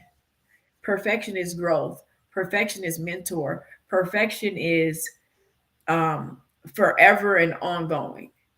And so being a publicist is forever and ongoing training. You'll never stop. You know, you may hit a peak to where, you know, you're able to teach people behind you or, you know, what have you. But I realize that I'll be forever indulging in resources, in new people, in communication, in education. And I was fine with that. I actually love that part. Awesome. I keep using this filler word. I have no idea No, why it's I keep okay. saying It's all right. I know. So forgive me for that. It's fine. We're working on these fillers. We're working on these filler words. So with that happening, and I did it again, my kids were growing up and about to graduate high school. I literally had to figure out something. And obviously, if you know anything about the beginning of entertainment or in the beginning of stage plays, like if you're not a major actor or actress, like you're really not getting paid. Like out $150. My son was going to college. And so I had to figure out something. And I said, well, Nicole, what are you going to do? And Pamela, I ended up calling her mom anyway. And rest in heaven, she passed away of cancer. We called her the Warrior Woman. We built her up to be the Warrior Woman. She passed away in 2019 on Valentine's Day. Thank you. I have to say that as I was trying to figure that out, I'm like, what am I going to do? I literally don't have 12 years to get a PhD and be a doctor and deliver babies because I wanted to be an obstetricianist. Wow. Awesome. So I started driving trucks. Out of everything I could do in the world, why did I choose that? Man, it is when you do what you got to do. Because I'm thinking, what's going to bring in residual? What's going to bring in enough residual that I can buy myself some time, something I can manage, no one can take from me. And it pays enough to accept someone like me in if they do a background check. Ooh, you did. And so I did it. First try, passed the test, figured out that I had to use my acting skills to become a truck driver. You're taking someone who has never been under a hood before. I have no idea about any of this layout. And you need to know about that layout so you don't kill your foolish self. Crazy on me. oh, I'm gonna drive this truck. I got this. I'm gonna make it work. Yeah, literally Wow. November the 11th, 2017. You might be able to go back and find a recording of a Chicago police call at approximately 1:17 a.m. in the morning, coming 290 West. A truck driver and a truck is on fire and it's blowing up on the interstate. That was me. I shut the whole highway down. Oh my God. My Wow. whole face was black. And the only thing you can see is my eyes and my mouth. And I'm on the phone with the owner of the truck, like, your truck is on fire. It's all over the news. It's all over the radio. Yeah. Wow. Oh my God. All I can think was, get your purse. I am so crazy, Yeah. right? First of all, God bless you still here. Well, I know because there was something wrong with the brake line. I hadn't been driving long enough to know that, because that's when the real training comes in at. And all I could think about is public relations. And so I was condemning myself because I'm like, I got to do something, because all I'm thinking about is public relations. I'm thinking about my company. I'm driving and I'm like, oh my God, I just forgot how I got this far. Have you ever That was done a that? moment. You've been driving down the highway and you be like, and you look up like, damn, how I get this far? And you don't remember like maybe a couple of seconds or something because you're daydreaming or something, you know? And so I had to get that together to be able to make what I really had planned work. I mean, and that was get my kids into college. That extra necessity, that freshman year, regardless if they have grants or what have you, if they're on campus, you're coming out of your pocket. And so that's what I had to do by any means necessary for my children. Respect that. Yeah. Well, I want to say thank you for telling that story, because I didn't know to that extent, and I'm very thankful you're here, because that's a very a lot of people understand being a driver. It's you're taking a risk every day, being on the road and highways and for long hours and days, and things happen. So I first and foremost thank God that you are okay, and that you overcame that situation, and you realized you. Oh, Definitely. And you really knew what your calling was, which is the timing and then the investment behind that. That's the whole issue at that time. But you realize now, looking back, like it was something you had to go through to that wake up call, they call it.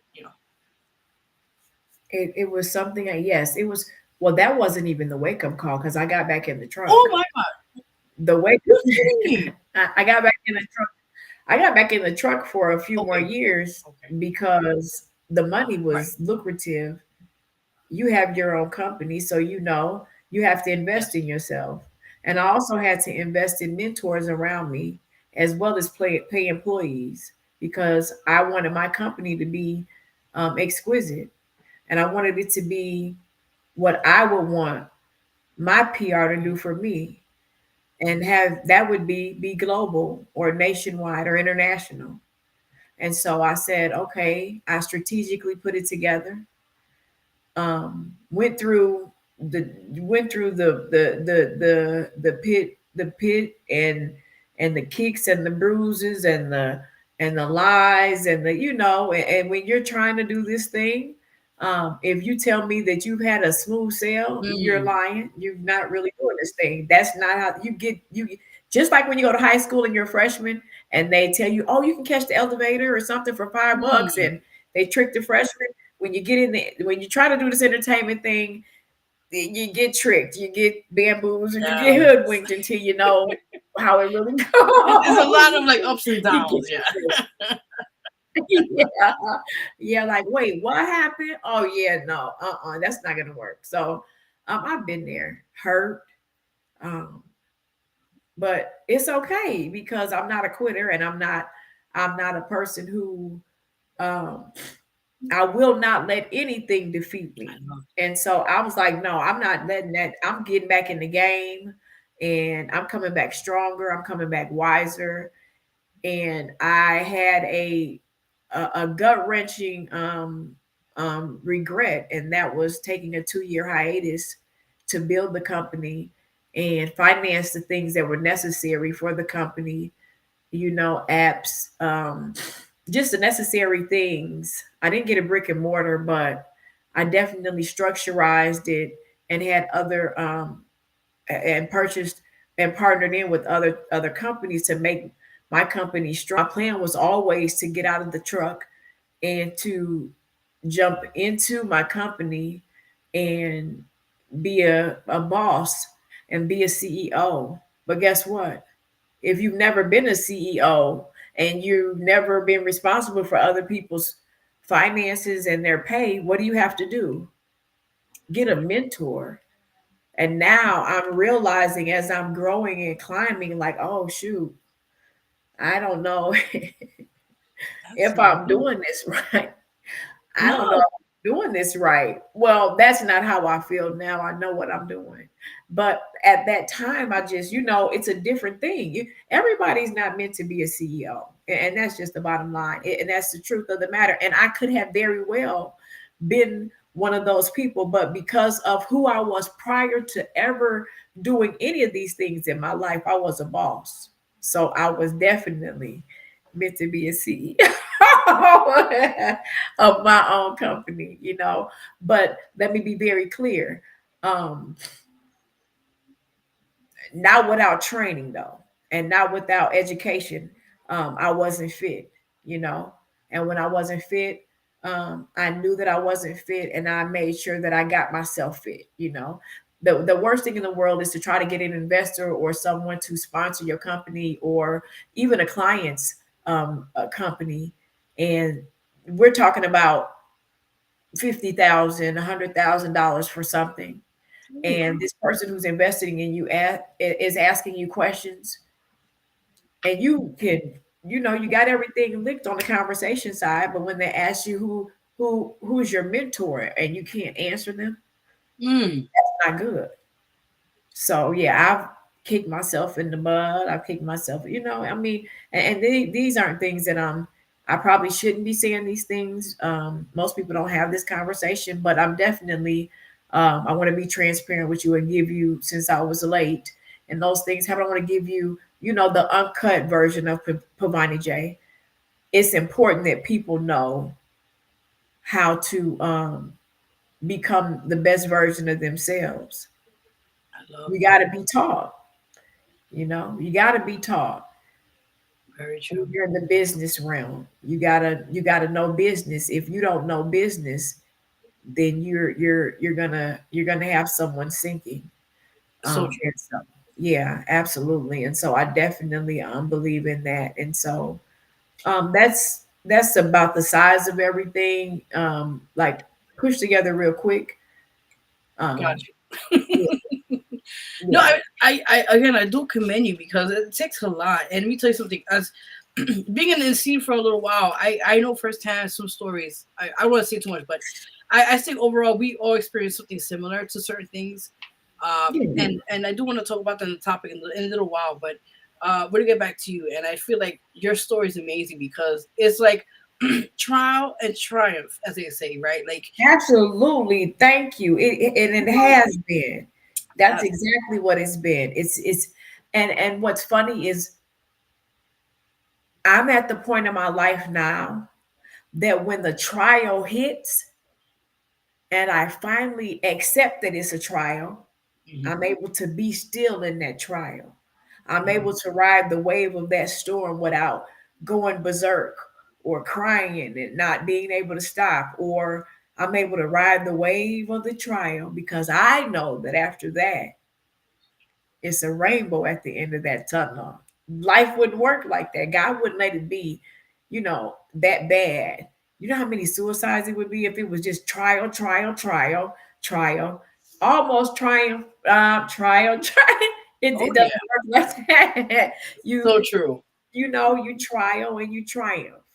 As long as you stay resilient and don't give up. It's a trick to this. It's a science to it. Once I started realizing certain things, 2024 was horrible for me. When I say horrible, oh, it was so bad. but I rode it. I rode the wave.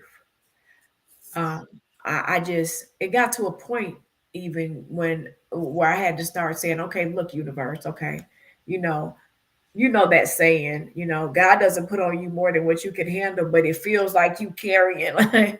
Yes. So Oh yes, yes. and I'm like, okay, look, this is enough. Y'all got to stop. Look, I know you think I can, but I'm telling you, I can't take nothing else. I can't take nothing else, you know. Um, and it was just ongoing. Something happened, um, in something happened for me in the later parts of November. I got a call on the phone. I had no idea who this guy was, and he asked me, "Was I Nicole?" And I said yes. And he said his name, and he said, you remember my voice?" And I said, "No." He said, "Last year, I accidentally sent you a cash app for $300. Wow. And you sent it back to Oh my me." God. And I remember that. I remember looking at my phone. There was a cash app, and I was on the phone with my sister, and I was like, "Girl, we just came up. We just got a ghetto blessing. God just gave us $300." There you go. I'm telling you, baby. Yes. Oh, right. I'm like, "Girl, I don't know where it came from." She was like, "Girl, send me some." And I'm thinking, I'm like, you know what? Wait a minute. If it was me, what would I? Let me send this money back. And so I sent the money back. And he told me that I saved him from losing his children when I did that. And he said to me, "I've been thinking about you for 6 months. Do you mind if I send you a gift?"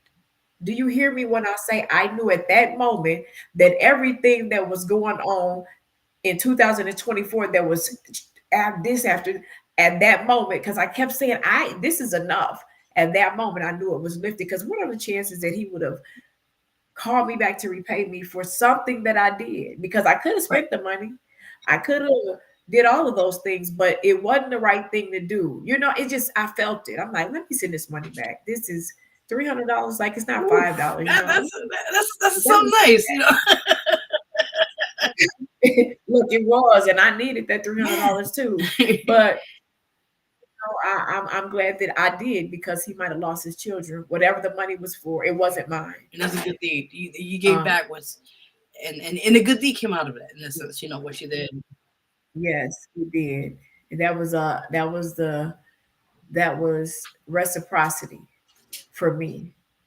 And I knew then that life was taking a turn for the better. And since then, I have been very intentional about my thinking and about my focus and about my heart and my desire, so that I can, manifest whatever. I know thoughts create reality. I know that for sure. And so being very intentional about my thoughts and being very intentional about my speaking, so that I don't go off a plane, and knowing when to be still is important.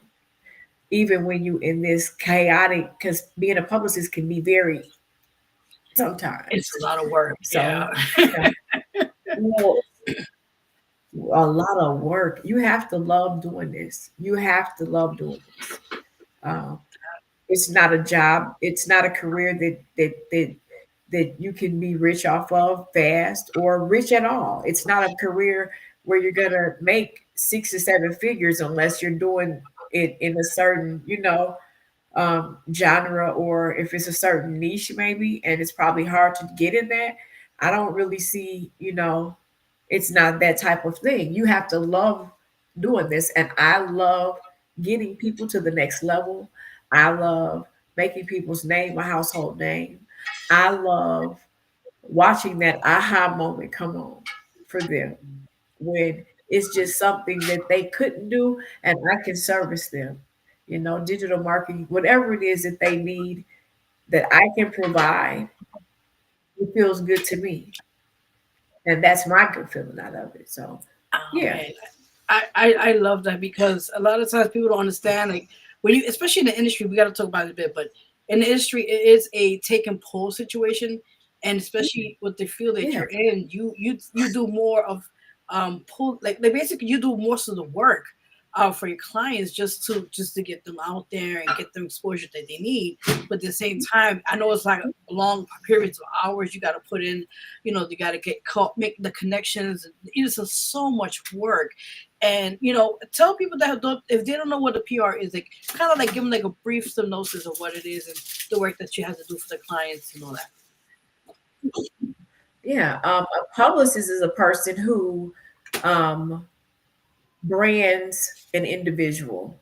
Meaning, if I were to brand you and you were a media radio host that was flashy and spunky and loved to break barriers, I would take a visionary of you, listen to what you think that you want to be, and how can I make you be what you want to be, and bend the curve a little bit. Sometimes you gotta stretch the story a little bit, just a little. Yeah, you gotta stretch this story just a little, but you want to make that person who they desire to be, and make their name a household name. If it's in music, you want to connect the dots for them. You want to get them exposure. That's what you do as a publicist. You click, and that's radio, media, TV, film. It's so many different niches that you can be in, um, and to do your job. And to do my job, I'll say to do my job fully, I have to be three things. I have to be able to listen without judgment. I have to be able to be intelligent and resourceful. And I also have to network and have to have the resources or the connections or the arm's reach to be able to do these things for the client, to get them to the next level, whether it's a hip hop artist, R&B artist, whether it's an actress, actor, maybe it could even be a crypto person in crypto who just needs that exposure so people can come into their company and, be their client. They still need commercials, they need ads, um, and the thing is that these things don't happen overnight, but over time you can make a magic trick. That's what I love about it. Love that. Yes. You got to make it your own and your own thing. Absolutely. And every time your client sees you and they're excited, oh my God. Or when you see the guy like, seriously? Are you serious? That's a good feeling. Yeah, I'm serious. Are you ready? Oh man, yeah. Taking a load off of them, giving them dominion over their desires and their thoughts. That's all. And I love doing it. I love that. And that's what I said, because a lot of people like they heard about the industry, like, I heard what this and that, but I'm having you clarify that for people so now they understand more or less what is in the depth, what you do or what do. It's not marketing at all. It's public relations, and marketing and advertising is different. They're not the same, but they coincide.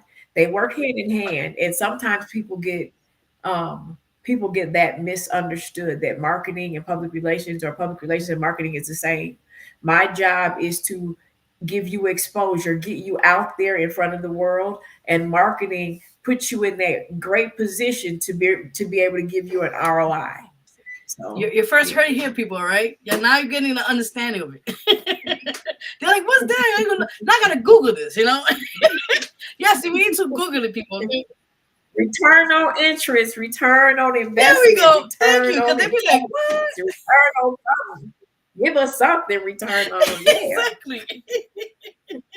I can't make this up, man. Yes. So prior to that, let's change the subject a little bit, because I want to touch base about other things you've been doing. Let's get right into it. So I know you have a motto, which is each one teach one, and you are very into working with the community and also with the youth. And let's talk about that as well. Um, I'm I'm more into working with other philanthropists and building them and making them where they want to go. And then at that point, targeting other founders, other investors, government contractual agreements to get them money so that they can do the things that they need to do for the people in the neighborhood or the people in the state. Um, and so I working with other nonprofits and or for profits. I'm a grant Awesome. writer. Yeah, so I write. I'm a journalist. I'm a publicist. I write, and I've been doing it for a while, a nice while. And right now is a time for um, us to really be on top of those things because, as they say, it's free money. It's really not free money. It's not free money. That's what they say. But it can definitely help to build up corporations or to get a brick and mortar or to help people with substance abuse or to help children who are fostered. You know what I mean? Young teen pregnancies, young men that are incarcerated that need to get back into society. It's so many different things. Homeless people. Um, yeah, it's just, philanthropy, the community, the people that are underprivileged. Wow, thanks for telling me that and telling the viewers as well at home or watching. And I think that's really essential, especially us being minorities and women. Of course, that's another big thing because Yeah, we always get absolutely. kind of like the end of the stick, as they call it, and we need to be more unified with that. And especially, as you say, each one teach one. That's a great method as teaching one another and also showing that same information or things that you know as tools and help other people and then help them down the line so it pass on to other people as well. So that's really, really good. I love that. Um, you will. Thank you. Uh, that came about a long time ago. Each one teach one. That came about with the company, my other company, which is Progress to Perfection. That's the motto for Progress to Perfection. Exquisite PR firm and exquisite PR firm and EXQ Innovators. That motto is elevate, I never love that. settle. Never settle. When you're investing, when you're trading, when you're trying to go in there and you want to do, let's go ahead and bargain, or let's see if I can get this deal going or get a win. You know, elevate, never settle. Never settle. I love that. And talking about that, we're gonna change up a little bit because you said you ended up going back to school as well, going through different things. Let's talk Yeah. about that because I want people to know that it's don't like I'm gonna be honest with you. I'm in my 40s and I had taken a break from school. I no lie, true story. And I took a break. I had a child. Things happened. And, yeah, that was Oh many, many wow. years ago. And I really wanted to go back to school and finish, meaning like college and that. And I think that by the good grace of God, knock on wood, I'm a single mom. I'm doing it on my own, and I'm able to finish up with a bachelor's. So I want people to understand that you're able, no matter what your age is, no matter what your situation, you can overcome that. And I want people to know that from you. That's your story as well. The story about that's for you. Yeah. Yeah. Absolutely. I've always desired, and it's a lot of things that people don't know about me, and they'll find out this Awesome. year or maybe next year. I mean, depending on how I'm gonna go ahead and get a book, start writing a Yes. book, rewrite it or revamp. Well, I had tried to write a book and I stopped um, because life, life changes so much. We all have these stories in Mhm. our life, and we live many different lives in a lifetime.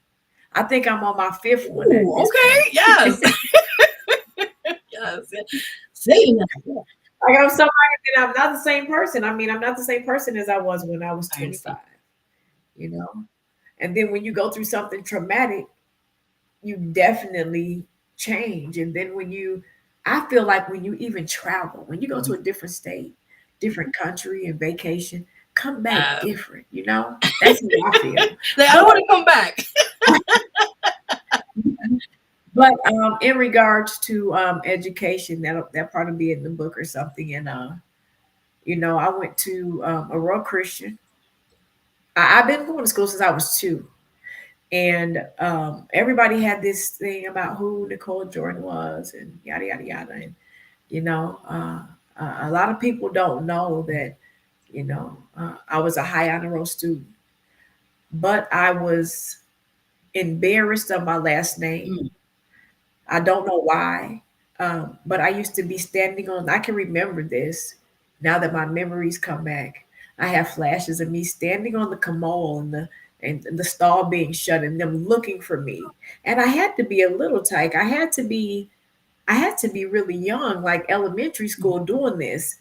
And we would get, you would get plaques or you would get your certificates. And this was an ongoing thing when you would get this. And I would just be in there like contemplating on how can I hide?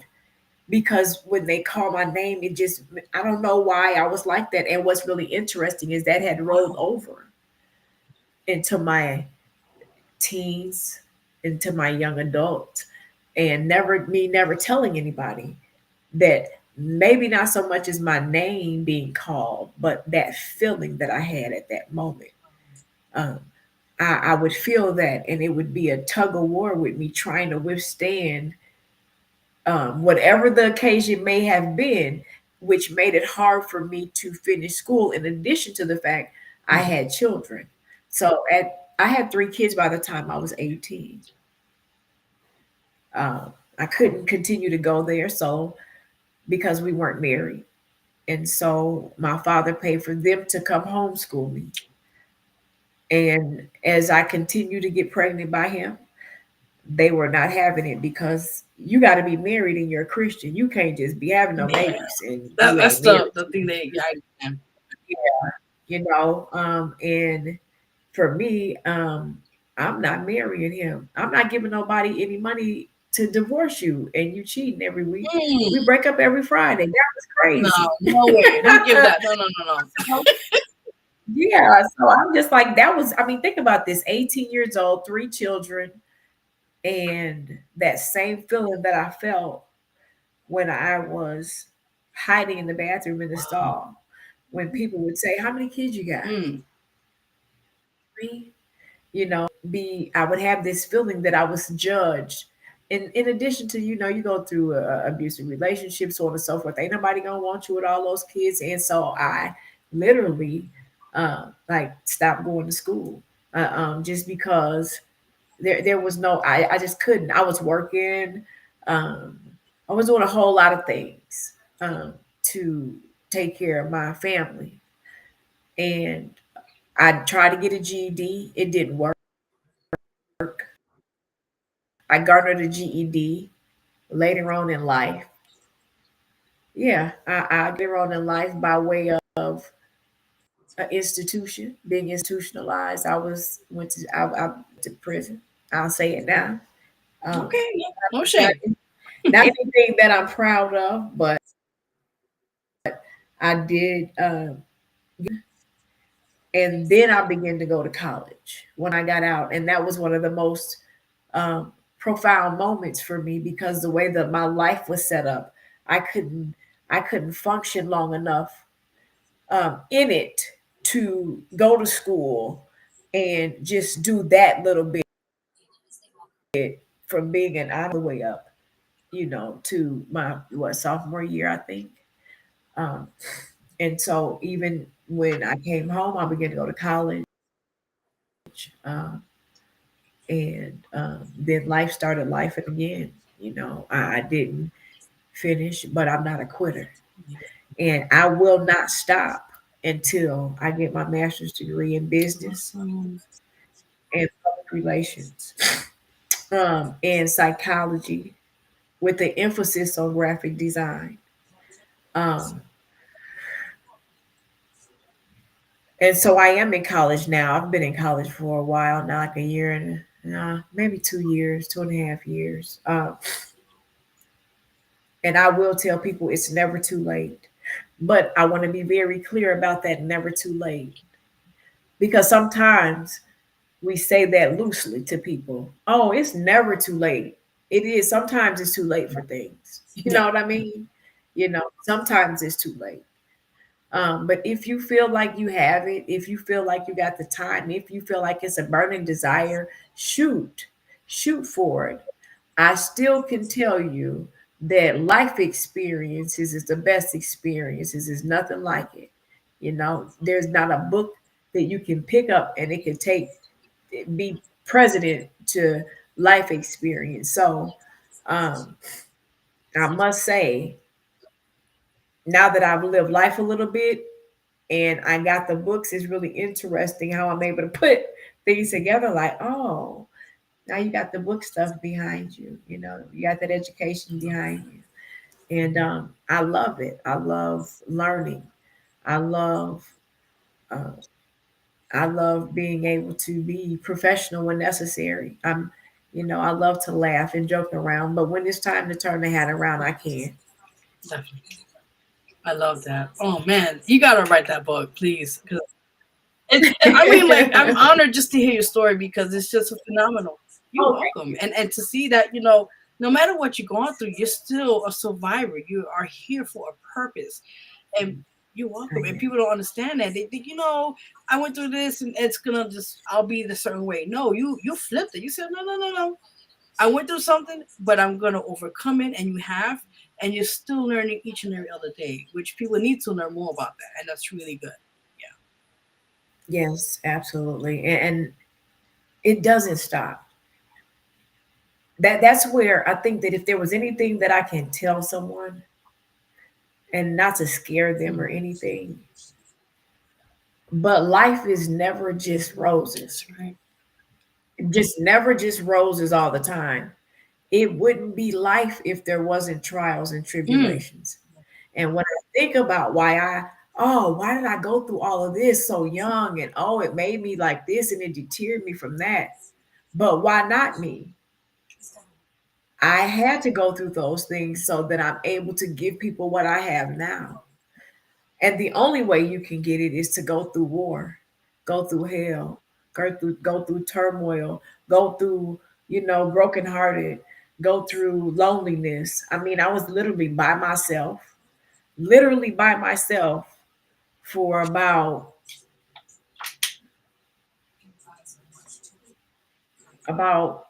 about 4 years straight, literally by myself, like working, no one around me. And I mean, I made my life like that. I had to get his undivided attention. When God sits you down to get your undivided attention, he had already done that. Wow. Oh, true. I was trying to get his undivided attention because I thought if I thought that I was the only way that I wouldn't be hurt is if I was away from other human beings, because what they have to offer, I'm tired of plugging my battery up. I leave them, because that's what I felt like. I'm so exhausted that I just gotta go lay down again and just relax, because I've let someone suck the juice out of me. I've realized that everybody is attracted to the light. Everybody's attracted to the light. But what makes an individual is, who do you keep choosing to be with? The people that's sucking the life out of you. Why are you going that way? Why don't you choose that other person? Because you feel funny, because you feel inferior, because you feel like they're smarter than you, because you feel like they know more than you, because you don't want them to think that you are not who you said you are, all those things. And so I keep choosing this way, and every time I'm with these, I'm tired. Oh God, I'm tired. Why you keep sending me over here? So like, no, we're not doing that. You feel it, you know it, you understand it. Definitely. And in order to not be pegged as that, then start choosing something else. That's what makes me intelligent. That's what makes me bright. That's what makes me, witty. That's what makes me nerdy. That's what makes me weird. All those good things. All those things that I used to be like, and not having to be the smartest person in the room. Not having, you know what I mean? How selfish of me to myself. You know what I'm saying? Like I definitely got to be I don't want to be the smartest person in the room. I don't. I'm trying to fill my room up, my space up with people who know more than me, who's done more than me, who can see my shine and appreciate what I have to offer and don't mind being that each one teach one. Not someone who be like, oh, you see what she got, I'm going to get what she got and then leave or not working. You know what I'm saying? But it's because I kept choosing that way. You know, life is different now. I'm making different. We make different choices when you grow up. So true. Oh my God. Yes. Life has taught us so much. I'm telling you. You make different choices when you mature, when you really become seasoned, because God in the universe, they don't give you if you're not suitable for those things, he's not. You know, they say to whom much is given, much is required. That passage is profound. To whom much is given, I'm gonna need more from you though. If I gave you $5, I'm gonna need 15. To whom much is given, much is required. Wow. That's powerful. Yeah. Wow. So if I want $1 million, I'm gonna have to give more than what I got. Oh my. Are you ready? Are you ready? And if you're not ready, even if you think you're ready, if you're not put together and they're not gonna just give it. God don't. He looks out for damn fools and kids. He just don't give damn fools everything. That's true. It's very true. Yeah. Yes. So, growing still. And it's interesting because at the age that I am right now, sometimes I feel like I'm so late, but I'm so not. This is my journey. I feel like I should have been here at 23. Like I'm so late, by the choices that I made, but I'm not. This is my journey, and I'm right on time. I'm right on time. Have you ever felt like God was speeding you up real fast? Like when stuff is happening that you asked for and it's coming so fast, you're like, whoa, wait a minute. I'm still waiting for that. I've been patient. Oh, it's coming. It's coming. And you will recognize it by its fruits. So what I said, you'll recognize it by its fruits, by the people that are gathered around you. You'll recognize it by its fruits, and it will come when it starts to come that fast in an expedient manner.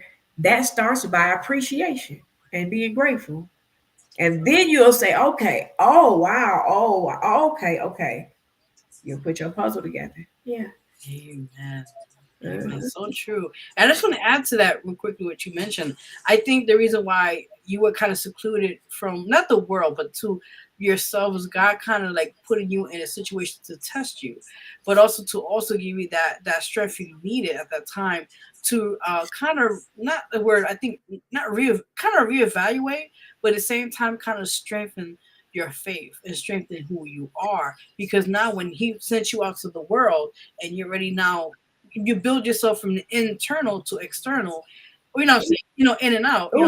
Now I do know. Yes. You know what I'm saying? So now when you out there in the world and you do what you have to do, now pretty much you're ready to go. He gave you the tools that you needed to rebuild yourself and do what you got to do, and now there you go. Yeah, you're absolutely right. I used to think like that as well, because the first part of my world in my life, I garnered these tools over here, and they work. These tools work, but you don't use them all the time. You don't use them like, well, some people do and just navigate through this planet. That's not what you do. These tools I've garnered, and I needed some more tools because these tools aren't everyday screwdrivers, So I had to get some more and not forget about these tools, whip them out when I need to. Right. Whip them out when I need to, like, be matter of fact-ish, tell people, be stern. I got some of that in me too, I got some go off in me too. I got all of those things that you need, all those things that you need to back somebody off for you or make somebody not Like, can you believe I literally used to act overly nerdy and overly exasperated so people didn't want to talk to me. That is crazy. Wow, so it's like a Right? defense mechanism. Yeah. Like I mean, it wasn't even a defense mechanism. It was purposely. If I was around someone or I saw someone and I thought that it was something about them, they might not even have been bad. It could have been that I just felt inferior. I would begin to become a chatty Cathy on purpose. Like, oh my goodness, are you serious? Just get on somebody's nerves. You hear me, on purpose. And I literally told someone that I was doing that. And then she said, would you stop that shit? pretty much, like, Oh, I was like, I do that on purpose. I'm so glad you guys hung up because I'm so sick of you guys. I just wanted you guys to stop talking to me. She was like, why do you do that? Crazy. I don't know. Just to keep people away from me because I don't have the energy, girl. I'm telling you. Yes. And it doesn't go like that. This we're all here for each other. Very true. Minority women, Caucasian women. I'm a woman of substance, and I love my sisters. I'm a woman of different nationalities. I'm not just African American, Puerto Rican and Indian as well, and I'm pretty sure some other things that I don't know. But I'm gonna do. We're playing around with ancestry right now because I just want to see who we are and who I am. But those are the things, those are the nationalities that I know for sure. And just loving on my people, you know what I mean? We are awesome as far as woman power. And I'm not that lady to say, some women are like, I hang with men more than I do women because women be messy. Like I'm not her. I'm not inferior. Where somebody be wanting, women do this all the time. She be wanting people, man, always looking at. I don't really do. I'm not doing that. Right. We're grown, and I got something for you, sis. If you want to listen, and I know you got something for me, I'm gonna listen to you. You feel me? And we can grow, and we can build an empire. I love my brothers. I love like all my brothers. Creole, Black, Puerto Rican. I love my people. We are all one down here, and we all have something to give. If you're willing to give it, and before you give it, make sure you grow it. And I, you know what I mean? Like, yeah, make sure you grow it before you give it, and make sure it's ripe and ready.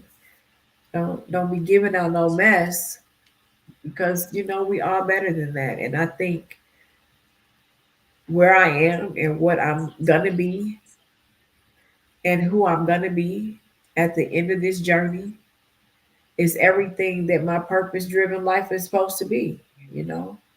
I honestly believe that, and I'm on a fast track. Of I'm on fire right now.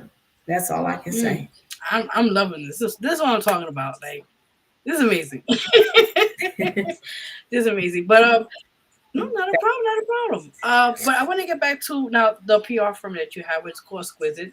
How did you get about starting with that, and then also talk about the pretty much your clients and how do you work around the day to day and that sorts with that on your business. Okay. I was, like I said, with Pamela Johnson, Dr. Pamela Johnson. And when I was being trained by her and growing with her, we became very close. And I ended up moving to Atlanta. And just being in her circle, you had to be a CEO, entrepreneur, or something because it's levels to this thing. And those, I can say that the ladies that are, at the top of the food chain, they don't sit around people who aren't at the top of the food chain. And even though I wasn't there, she was building me up to show me how to get there. And so because I was acting as her publicist and executive assistant. That's what it started off with. And the company is originally called So Exquisite. So Exquisite. She used to say that to me all the time, honey, you're just so exquisite. And I was like, you know what? I'm going to name my company that. And she was like, really? And I said, yes. S with 5 O's, Exquisite. And it was an executive administrative firm. And she used to say to me, I'm going to trip you out, these people down here in Atlanta. And that's what it did. She took me around. I was covering awards, Rice Awards, Steeple Awards. Um, and so imagine someone never, ever being on a red carpet. Wow. And one day you go on a red carpet and just TV screens everywhere. Artists that are in the gospel industry and people that you see on TV everywhere. And I'm just like, oh wow. How was that feeling? And she said, honey, you just see something else. The feeling of it was like I was sucked into a portal of something different. I went from not knowing who I was, I had that nervous breakdown, searching for who I was, sucked right into a portal of dealing with A-listers and B-listers by way of her. And so she held my hand a lot.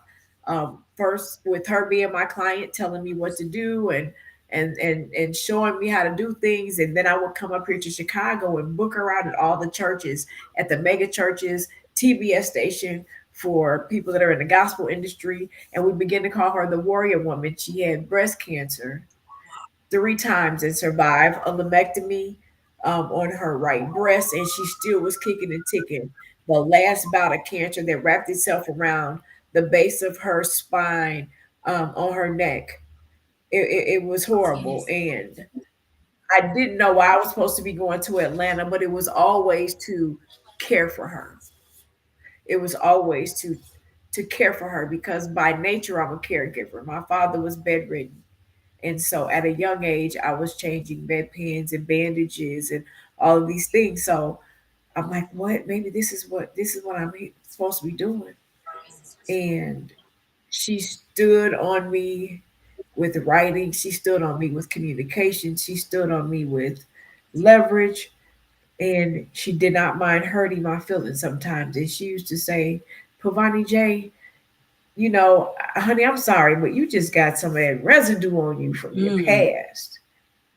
My feelings would be so hurt because I was trying to not be whatever that was, even though I didn't know what it was, but it couldn't have been good, you know?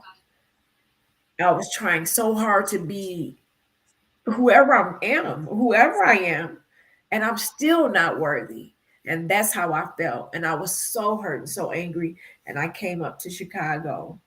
And then, you know, she passed away 2019. I was just so, like, really? And she was like, I didn't mean it like that. We all have that. And when she broke it down to me, I understood.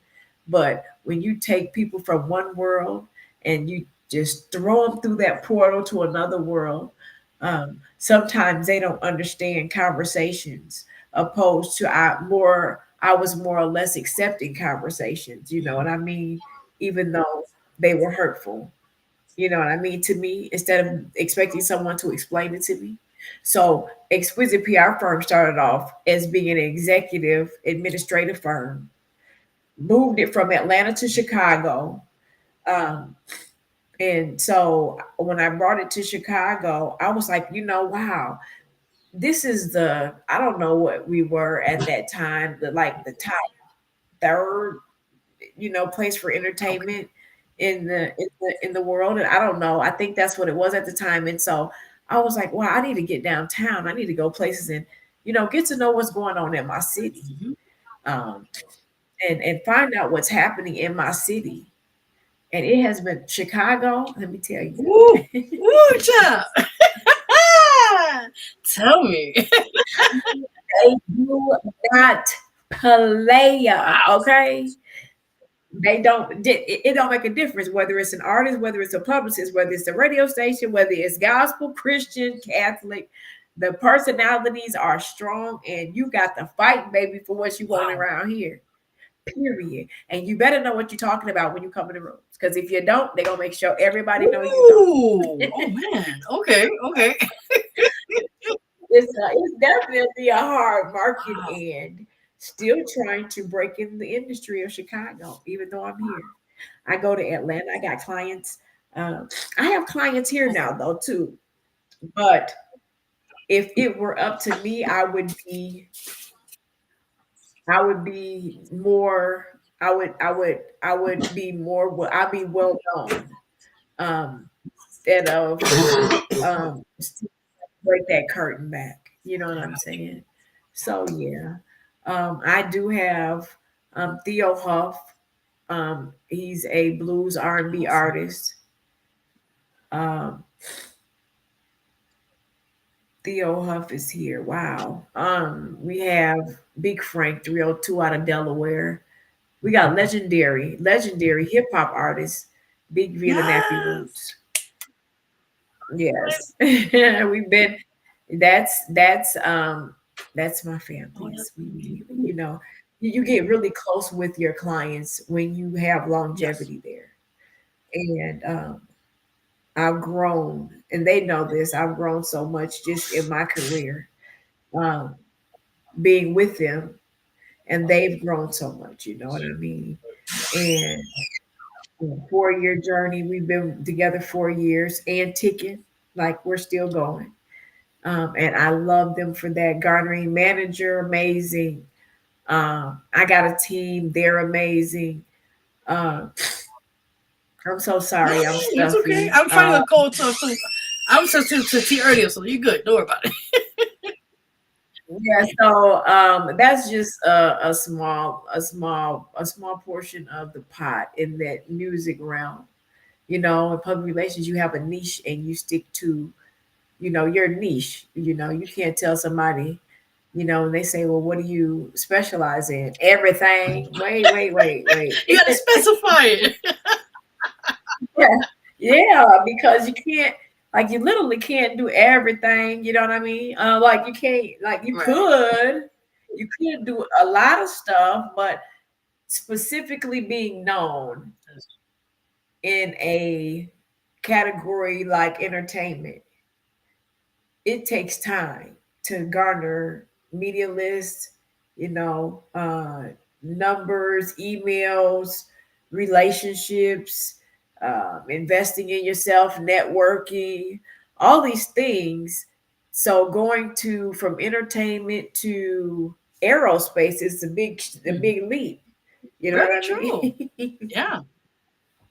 But so that means you can't say everything like that. So if I had someone call me from the FFA, oh yeah, I can be your publicist and get you. I have no idea who's in that department. Like, I need to scratch my head with this one. Yeah, I'm like, okay. I mean, but you pitching yourself, so you don't want to say that. But so you want to have a niche. You want to garner yourself and grow yourself here. If you don't like it, great. Try something else. You can always try something else, but get strong in what you have and have a mentor. And I do that. I still do that. I have a mentor. Um, and I'm good. I'm good. And but there's like, let me be very clear. Um, Public relations is a huge thing. So it's just still here. The entertainment industry is wide and array. So get my face out there this year, even though I've been doing this since 2010. That's a long time. Yeah. Yeah. It's a long time, but that 2-year hiatus, I can honestly say that's the worst thing I could have ever done. If I was going to stick around here, I should have done the best I could and just try to stay in constant communication and whatever networking event or anything I could have been able to get to. South by Southwest, I can't even think of it right now. Any red carpets, anything that I could have been a part of, I should have stayed connected, because what that did was within those 2 years, that door revolved around on me so fast. Telephone numbers change. It's just, I was so lost. I was so lost coming back. And so working with individuals while I was in the truck was perfect for me because, I mean, they weren't in the music industry and I was able to move at a certain pace and just, have a pity party about the 2 years. I'm like, I just can't believe I shot myself in the foot. No, but you're making up for it. I mean, sometimes things happen. Oh, I've been here for a while now. That was then.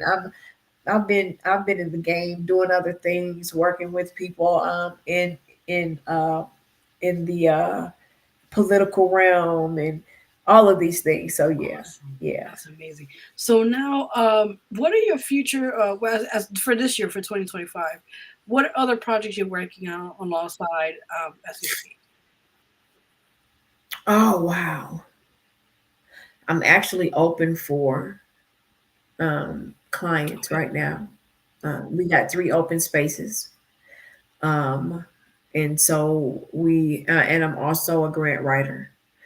And so this is grant season right now. And so, we have 3 open spaces for public relation, for PR and entertainment. Um, and we have, I don't know if Jacob did anything, but the last I looked, we had 2 open spaces um, for community outreach and philanthropy. So where I see myself at this year in 2025 is building, growing, networking, and um, garnering relationships that are lasting, and so that someone can pick my email up and they know who I am when I'm calling or coming over. Someone they don't mind open the door for me, or trusting that my clients are put together and top notch. Um, yeah. And so and building my stake. And so that's where I'm at financially and emotionally and mentally, all above, and my cup is running over. So I see me teaching courses by the summertime and working with some really, really great people, really, really great people that have been in the industry for 20 or 30 years themselves, seeing my light and allowing them to work with me and take me to another level. Like I said, I'm still growing. That's amazing. And like I said, I do see you finishing the book. I do see you sometime. Oh, you Yes, do? yes. And Okay. maybe by the end of this year, because like I said, you got a lot of things right now in the works. But I do see like maybe by towards the end of November-ish, maybe December-ish, maybe the time you in a final process behind it. Yeah. Okay. Okay. Okay. Just take your time on it. Don't rush it, but take time to go when you can, like free time, and go back, revise it, go back and forth, and you know. Absolutely. Let me ask you a question. Do you have an engineer? For music or Yeah, engineer. There's someone breathing oh behind no here, no or no am I tripping? no. So unfortunately, where I'm at, it's not soundproof. Oh, that's okay. Because I'm like, is somebody huffing and puffing? I thought I was tripping. Like, what is going No, it's on? not me. No, no.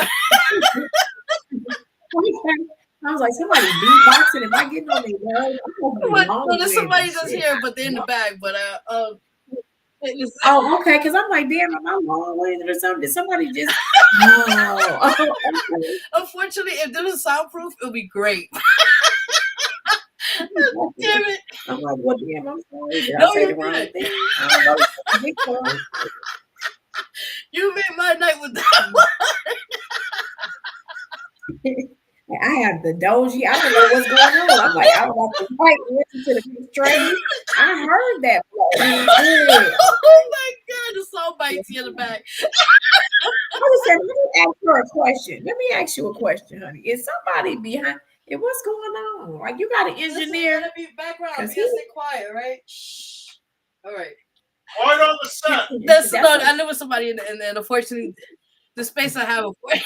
That's why I said that's how you pulled that one off. That Thank was you. great.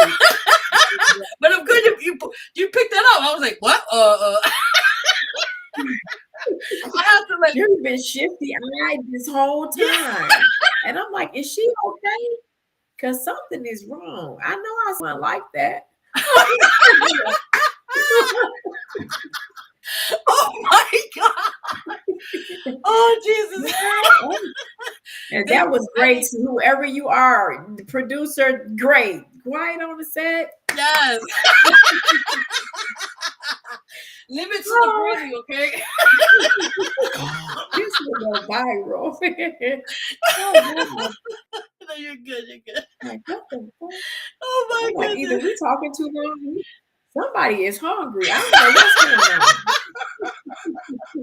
I am done. He has I am put done. I did not get it, but thank you for being real. No, listen. I was like, wait, huh? I got me lost there. I'm like, okay, wait a minute. Oh my God, I'm done. I'm done. I didn't want to say anything out of line. Like, I'm like, is there an engineer? You know. Like he disappeared, came back. And I'm looking at the time. I'm like, it's 9:44, baby. We got 15 more minutes. I'm I am done. I can't. Oh, God. We have to meet one day. That's that icebreaker laugh that yes. You know that you have to have lunch or you have to go, meet up on that girls trip where you have no idea who none of these women are. You guys just all choose the same event in the same place to go and just go and talk and have a great time. Yeah, we got to figure out. I would love to do something like that. I would love to put together some type of forum as a publicist. That'd be great. And get 5 to 10 women to agree and choose upon a place to go for 5 days, 6 nights, or vice versa, and relax. Maybe no studies, but you got to have some type of structure in there so people don't, just do whatever. But us come together and just go and just sisterhood it out. I would love to do that and have those those fun size candy bars. Oh man. Ooh. Yeah. And have people have a Snicker, Butterfinger, and a Baby Ruth and have people pick them. And then whichever ones pick the same one, match those people up. See how they grow and maybe build an empire together. Just see what happens. I would love to do that. I would have a good time with you. We would be laughing. Oh my God. Imagine this is here. Imagine a person. Boy, I can just imagine. Oh goodness, the camera's rolling. Oh, yeah. Can you see him rolling? Take one, him in the background. I'm done. Yes. I wonder how much Roku can take of that. Like, really? Yeah. Funny. Yeah, No, it's okay. So I know me and you wanted to talk about a topic, and I felt like this was the great topic to talk about, especially us being in the industry, being women, and I wanted your partake on this. Okay. So as the topic would be pretty much being a woman in the industry, and then also is there anything of a story you want to kind of touch up on, like things you kind of encountered? Because there's this out there with Puff Daddy that came out and that got exposed heavily, and the Me Too movement's out for a while now. So is there anything that not particularly if you don't feel comfortable about talking, but is something similar that you have heard about, or something that, like you said, you want to express about that in the industry? The industry, the entertainment industry. Like someone said something to me yesterday in regards to me opening my mouth and saying something about the industry people. Those the lane. The ones that can't be touched. Ooh. And he said, make sure that you are, they don't they said, I hate gossipy stuff. I need things to be factual, which I understand because they made sense. you can ruin someone's life by just saying anything, unless it's already out there spoke about. Which I said, you know what? I agree. I do agree with that. And I only repeated what I heard by way of it's out there everywhere. But at the same time, I understood that. So when you ask me that question, I want to be very mindful of speaking on anything. But I do have an opinion about something, and that would be Angie Stone. Angie Stone's death. Angie Stone's death is, and the way that, and I don't want to go there because that's touching kids. It's just a bit much. But if anyone saw, like, did they get the gulf of what happened? Like, did her car? Do you know if her car did the truck hit her car, or what happened? Because all I seen was 2 tire tracks in that middle pavement, and the car turned over. I didn't see 4 tire tracks. So I'm wondering, did anybody get the gulf of what happened outside of that? Do you know what happened? Do you know what did you hear? From the reports and what I gathered, pretty much this happened after she performed, I think, in Alabama. She was heading back to Atlanta. And I believe it was like 8 other people there or something like that. And in her car? And it was like in a van or something. They showed it was like a van or something. I don't know, some sort. And to my understanding, prior to her death, there were speculations, which she did actually, it's not speculation, it's already out there. She did discuss about her label robbing her for many years, UMG, the fact that her royalties, and they were taking, basically they were robbing her under her nose, and for many years. I mean, and for many years, I saw that was a couple weeks ago. Yeah, and then look what happened. I'm sorry. What do you think? What do you suspect? Well, I'm going straight to the killer. Allegedly. Okay, allegedly, because allegedly. Yes, allegedly. Allegedly. We're gonna protect that part, yeah. So allegedly and unalived, because she's unalived now. So allegedly. Right. So I just don't know. Yeah, there's a lot of speculations, but allegedly they're stating that there's maybe some malicious stuff that happened to in her life. I don't want to say too much on here, but I think there's might be some involvement with the label. It's just a coincidence that this just happened, and now all of a sudden she just died the next following day. And they said the life happened a couple of weeks ago. she expressed her concerns about what was happening, and she just did a performance that same night. So it's weird how she just was traveling back to Atlanta, and the other people end up still alive out of the crash, and she was the only one that died. I don't know. There's a lot of speculation. Did they say where she was seated at in the vehicle? To my understanding, I think they told that what I heard was that she was by impact. She died instantly, I believe. Okay, let's keep this in mind. Okay. It was 8 other people, and the car got kind of flipped, but it was 8 to 9 other people in the car, or 8 people, including her. Right. She's the only one who passed away. She's the only one who's now unalive, and they say that it was by impact. Mm-hmm. Remember when she was talking a couple of weeks ago, she had an issue with her lungs. She had an issue with septic in her blood. Yeah, septic attacks the heart, attacks the lungs. So think about hitting something in impact and it scares you. Her heart might have stopped on impact. You know what I mean? Yeah. Because you're the only one. What would cause that? Impact. You know what I'm saying? So, but let's be very clear about Universal. Look at R. Kelly. Ooh. I'm just saying. And he's gonna be in jail for a long time. So from all that's been happening. But they owe him over 200 and something. No way. $1 million. Yeah, way. And once all that supposedly came out, they started digging shit up. Look at Prince. Same thing. You know, I'm just saying, Michael Jackson.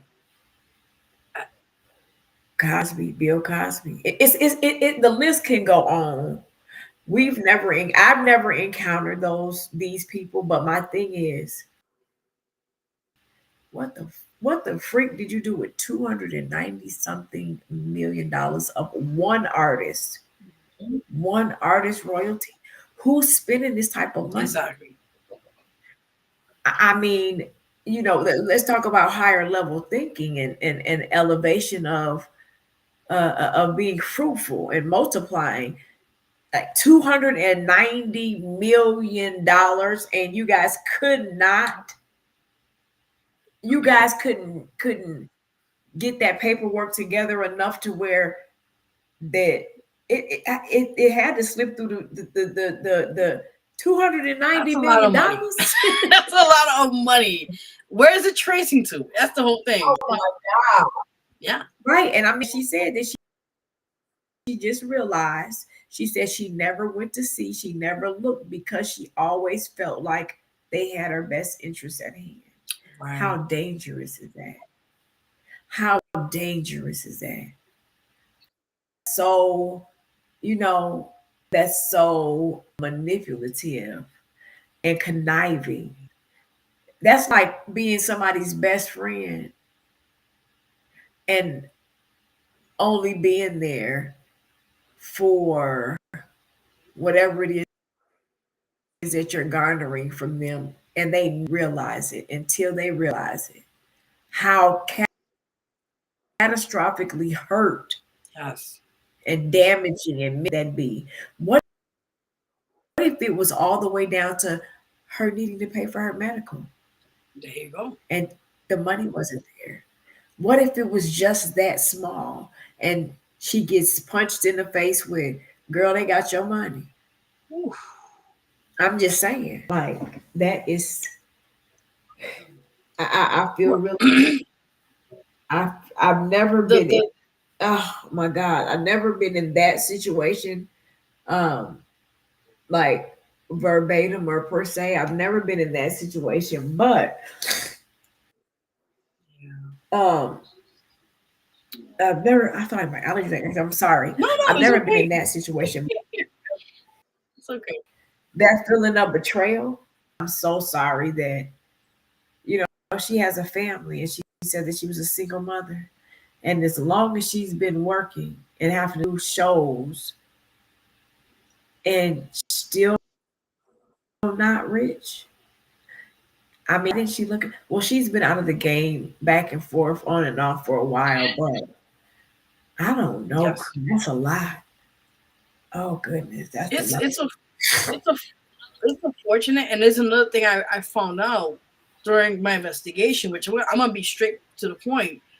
There have been a lot of things out there, not only her but other artists, mainstream or whatever. Yeah. That apparently a lot of these labels, they have they take a life insurance policy out of them. That speaks so much volumes. It's like, why would a label do that? That means there is something there that they're not telling the truth for the public. And it's like, if they're taking out a life policy, insurance, a insurance life policy, we call it, on their artists or whatever you want to call it, is it just a clause? If just something happens to them, they get their money? It's so much. It's so much. It's a yeah. If something happens to the artist, does who get the money? The label? Right. Exactly. That's the question. Yeah, absolutely. They get the money. Mm-hmm. If something happens to that artist, absolutely they get the money. So first of all, we want to talk about how the damaging part of the music industry. We want to talk about that, how planted this is. You know what I mean? How planted this is. So these people and these artists, bless their hearts, that are young and don't understand the game and don't understand the business part of it and don't understand the label and the fine print and don't know that it takes $250,000 to break you in the industry. Those who don't know that it takes you almost a year for your music to go around the sun, for people to maybe sometimes start liking it and to rub off the science to this whole thing. And they're just eager and they gone running, and because they cut them a check for 100,000, that's not your money. That's a loan. You know what I mean? Yeah. The best thing for you to do is don't touch that money. Don't even. That's not your money. That money is going to gain interest and everything. You know, to be caught up in the system that's garnered for you to fail from the beginning is again dangerous. And for the person who put that shit together so that they can do that and win over and conquer over individual every single time, meaning they playing chess. You know, they're playing chess when you have no idea you at the table. That shit is unbelievably scary. Oh man. These people are already gang members that they're taking off the streets. These people are already drug dealers that they feel like they changing their life. You know, you was selling dope. Now you rapping about hope. Like, you know what I mean? Like, so you should be grateful that we even look your way. Like, it's so many movies we can watch and just be like, wow, man, Angie Stone. No, I thought that she was one of those, you know, one of those like not gatekeeper, but one of those up there people that, you know, that didn't have any problems and didn't bring no smoke, you know, and wasn't dishing out none, you know. And because of that, she said they thought I was dumb. That's crazy. Don't mind the arm, sorry. Moment there. Sorry, hold on. A moment there. But you're so right. You're so right. And it's sad that, you know, things are sometimes quiet. They don't want to talk about it in the industry. They want to like, shh, you know. But it's gonna get out there eventually. The public's gonna find out, you know. Because somebody gonna say something. I mean, how many people do they do this to? So where is the money? What are they doing with the money? People tripping. I mean, I don't know. Are y'all going on trips or I don't know. Like, I don't understand. But I mean, we're talking about over time too. Over time. So if you work at a bank and you take a penny out of all the people who have accounts at the bank, over time you're gonna have $1,000. You know what I'm saying? Even if it's one penny. Very true. They may not even miss that penny. You know, you do your books and you be like, damn, I must have miscounted that. It's a penny, but okay, count it again. Then. You know, and that happens every time you look at your account and they're taking a penny every day. Eventually, they're going to have some money. So, you know, whatever it's not enough money. They can't get enough. They can't get enough money. It's just like a drug, you know, it's just like a drug. I got to have more. I got to have more. It's never enough. You know, one is too many and 1,000 is never enough. So, yeah, it's unfortunate. Like you said, that how this industry is, the system is kind of broken. Let's keep it what it is. It's unfortunate, and a lot of times, excuse me, like you mentioned, these upcoming new people out there, artists or whoever, they just want to get the fame. They want to get that moment, not realizing behind that what you have to do to get to that plateau, and then just the sacrifices you have to do. It's so much. It's so much. And it is. It's so. And let's just be realistic about this. We're not in the industry. we're of the industry, you know. We're not, you know, we're not that engine, you know, part of that engine that's making things move. That machine is what they call it. I need that machine. They say, man, I need a machine behind me because there's so many people doing so many things and they're making things happen for them. And I don't know. All I can say is that everybody has to pay the piper one day. One day, whether you like it or not, you gotta pay. You gotta pay. And I'm so afraid of my turn that I try to walk the straight and narrow every day. I'm listen. I understand. I done had my turn before on multiple occasions, okay? And not doing anything that heinous, or maybe it was, I don't know, but what goes around comes around. And when it's my turn, I can't breathe like that. So I be trying to do the right thing all the time because, baby, I can't take it when it be my turn. No, I'm going to do the right thing, and when I do that, things come back to me good, and those things that don't come back to me good, they were already, putting the plot together to make sure that they weren't coming back to me good. And I got to cut it off right then. I can't be hoping that Pookie and them don't act right next time. It's not going to work. Believe a person when they tell you who they are the first time. And that's one lesson that I learned in 23 as well, in 24. The believe them the first time, don't make them have to tell you twice. Mic drop. Period. Yes. Yeah. So true. So true. Don't make them have to tell you twice, because man, it's a lot. It is. It's so much. Yeah. Yeah, it is. But let's change up the mood a little bit and trying to be smooth about this. Let's talk about shout outs. Any shout outs you want to? Okay, absolutely. Okay. I definitely have shout outs. So first and foremost, I want to shout out God and the Holy Spirit and the universe and everything that's going on right now in the atmosphere of 2025, whatever is going on, I'm glad that I know God. I'm glad I know the Holy Spirit. I'm glad that I'm able to be in that sector that's covered, and that I can pray to him and thank him and be grateful to him. So big shout out to God and the Holy Spirit for covering us, for real. And I know that's probably absurd and a little different, but they have been on my mind today. I've been talking about them a lot. A huge shout out to Jacob Anderson. I'm gonna go ahead and give him a huge shout out because Jacob Anderson has rock and roll with me for 4 years now. And if I do say so myself,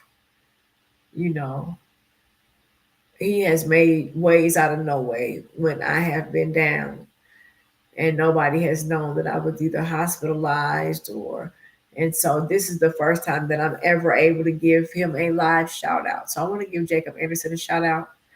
I really appreciate the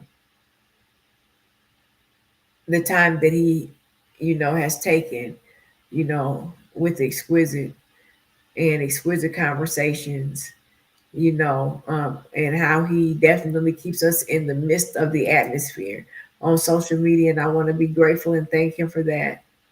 I want to thank Jonathan Coleman. He's a publicist.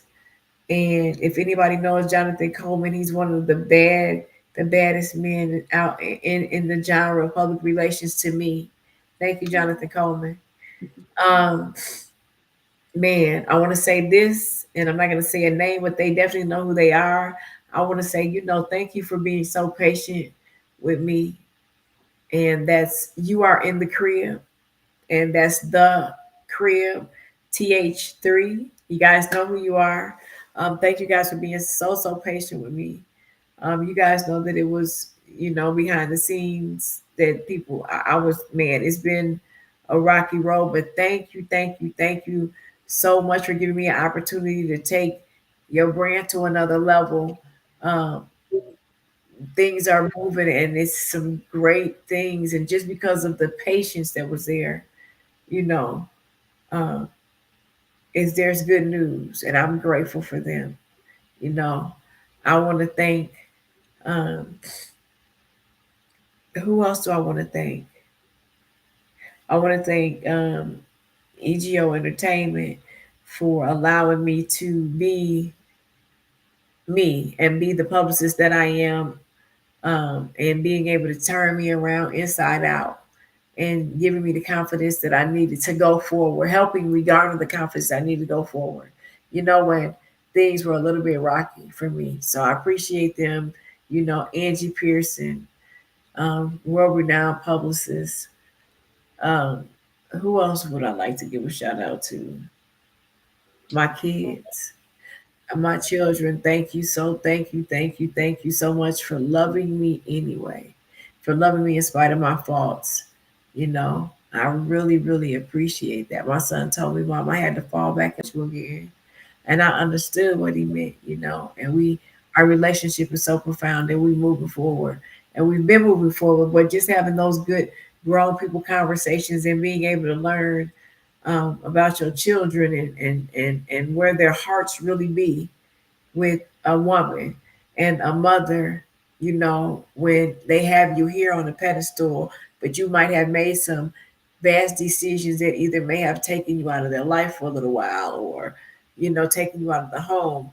But, those things might have hindered the relationship, but because they see you for who you are and who you've become, that they love you in spite of your faults. So yeah, my children, I give them a huge shout out, even though they get on my nerves sometimes. That's just mommyhood, I think. It's all right.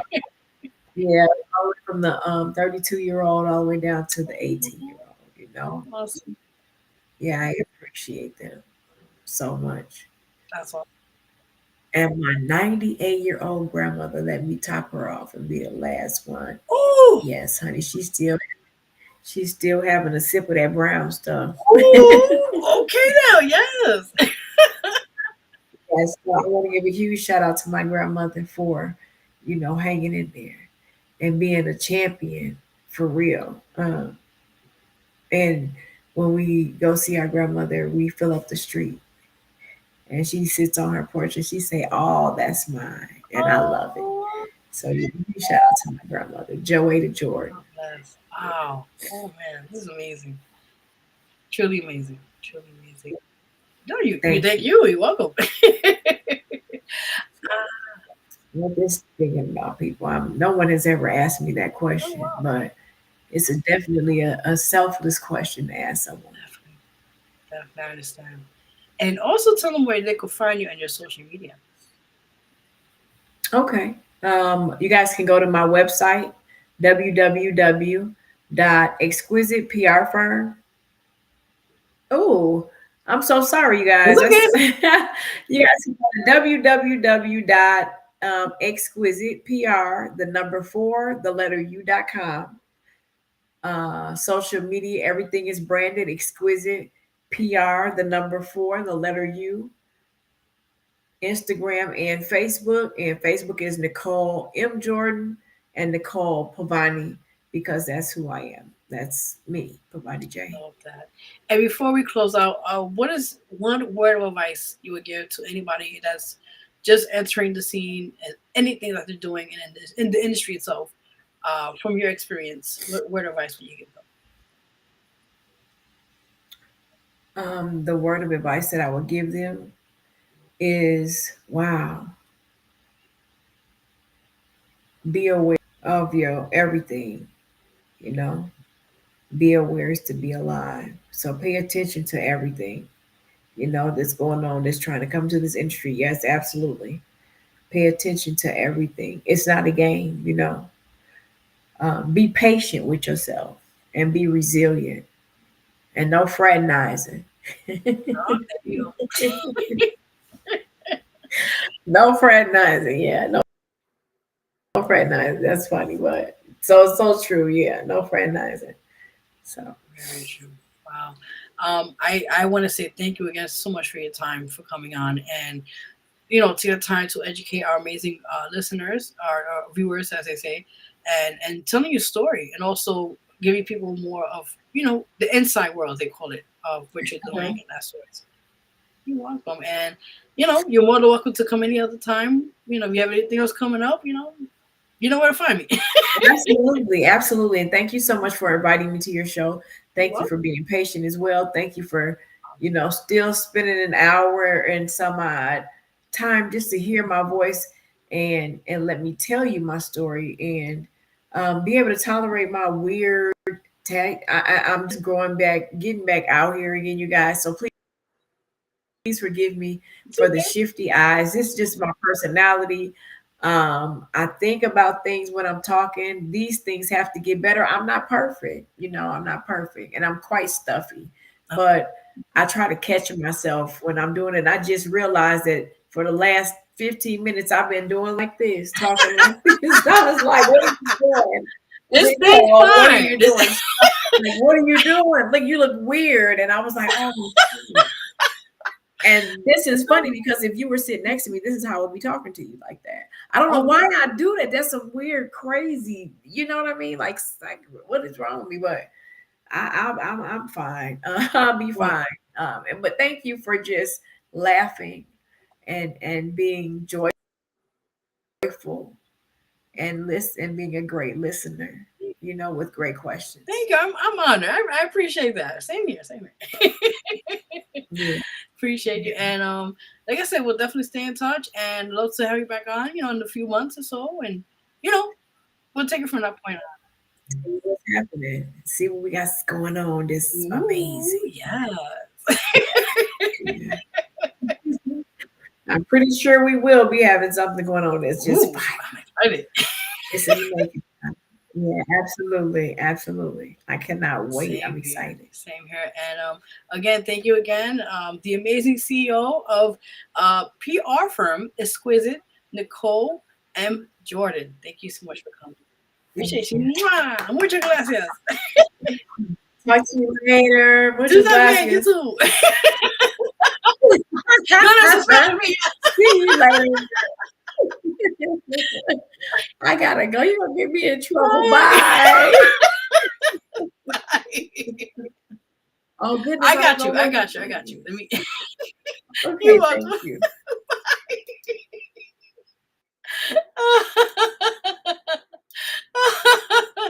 Oh my gosh, you have me crying laughing. I love it. Oh man, guys, thank you so much for tuning in. Before we go, I have still the exclusive of the show. A video that I just personally got from a reliable source of a thing I told you about before that. Before then, thank you for our amazing guest for today, CEO of PR firm Exquisite firm, Miss Nicole and Jordon. Definitely go support her, check her out.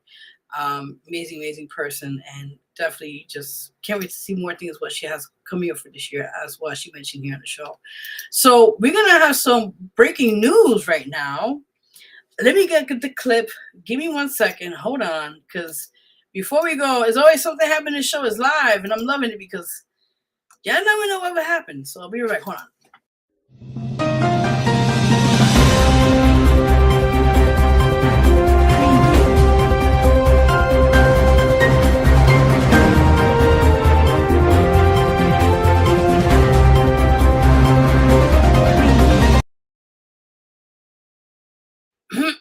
All right, guys.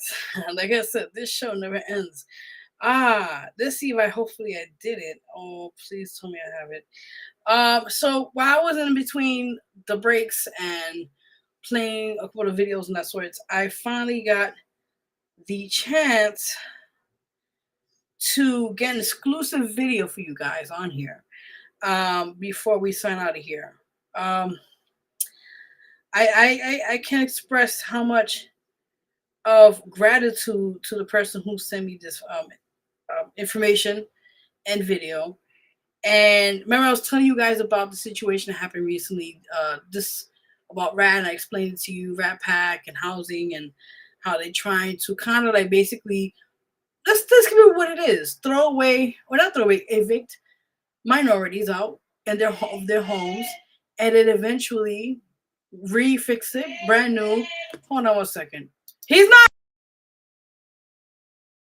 Sorry, guys. So, like I said again, the situation with Rat Pack and all that. I already told you all that juicy stuff and all that stuff done.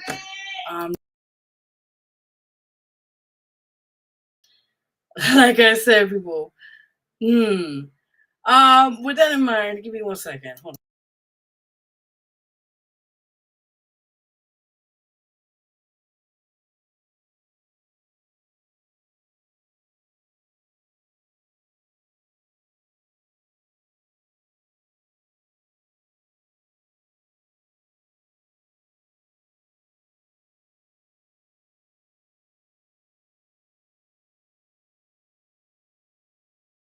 All right, people. So sorry for that. I had to mute it. Like I said again, I'm literally now downloading the file, so I could put it up here so you guys could get the exclusive on the show. It's very fascinating news. All I gotta say is again, like I said quickly on here, remember I was telling you people, all right, telling you guys free middle tired. Remember I was telling you guys about the Rat Pack and how they were trying to sell the people out from the minorities that live here, about the housing situation. They want to privatize it. And I went to City Hall recently to talk about this with the city council, Chris Max. You saw the video. I showed you guys already about that. With that in mind, what happened? So I'm waiting for this download. So take a little bit of time. Those who don't know, I'm going to play the video one more time so you guys could see it. And then when I finally get this video, because it's about to soon, as we speak, load up, I'm going to send you guys the official exclusive on here before I sign out of here. Pretty much the video is going to show off other. Hold on one second. Hold on.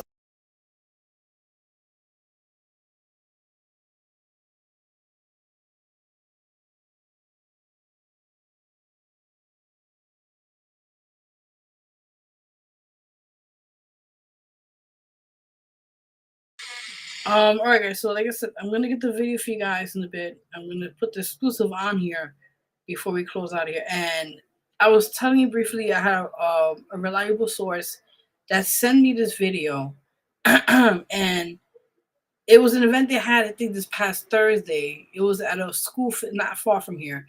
And they had tenants that were pissed off at this situation, knowing the majority of tenants came to go together to meet up and discuss about the situation and what's happening. And yeah, it's this is actual live information video footage I'm about to show you guys in a minute of the very pissed off tenants that are tired of the people called Rat Pack who are now harassing the tenants. When I went to the City Hall thing quickly, apparently what had happened was some of the tenants that were there expressed their concerns because one or two of them, or a few of them, have been threatened with their lives, and who has some of the Rat Pack, allegedly, Rat Pack people had, to my understanding, have broken into their homes, had threatened them, and told them you have to sign away your apartment, basically. Or not, they'll take the lease and then kick them out. So it's a lot of stuff going on, allegedly. I don't want to go, you know what I'm saying? So yeah, this got really bad. And I really want to show you this video, guys. It's still transferring right now as we speak. Forgive me. But like I said, this is a real issue, life matter issue right now happening. And people don't understand how serious and dire this is. These is people's homes, people's livelihood. This is people's, this is all that they have. And how that Rat Pack comes in, the privatization thing I told you guys about earlier in the show, that they want to come and pretty much take over a public housing. Basically, they want to take over public housing because NYCHA don't have the money anymore. That's what it really is at the end of the day. So, like, the only reliable source they are. And then what I found out about Rat Pack was that they're going to go and, I think to my understanding, they're going to take loans out. That's how they're going to do it. Take loans out to use that money to fix up the apartments, all that good stuff. I wish I had the flyer if I could show it to you guys. Actually, I know you guys go. This is in Spanish. Oh, man. Well, this is in English. I know you guys could see the sign here, right? Damn, I should have the picture. I could put the flyer up. I don't know if I could. Let me see if I have it, because I can't show it to you guys here while I'm talking. Because I could see if I have it on the file. Because I have a flyer, which we were able to luckily get before someone took it down in the neighborhood. And it shows on the flyer that these people, like I mentioned to you guys, are going out of their way and disguise that they're not going to do that. They're not that type of people. They care about people, and they're not going to throw people innocent for, elderly, disabled, whatever you want to call it, people on the street. They just want to help the housing and all that. And when I really know that, I did my investigation, thorough investigation, and I had reliable resources that have been contacting me, telling me this information, and I, with my own eyes, seen it, living it and seeing it. So they can't lie to me and tell me some lame excuse or something else, when we all know the real hidden truth of what their agenda is. I'm trying to find that flyer I could show to you guys. Because I know it was here one time. Oh, man. That's not it, no. Let's see if I could find it. No. Hold on. Okay, so I sent it. Okay. All right, guys, give me a second. I'm gonna find it for you guys. Hold on. I thought he had it.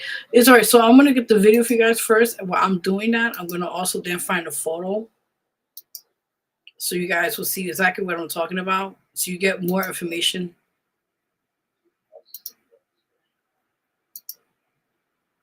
One second. One second, everybody.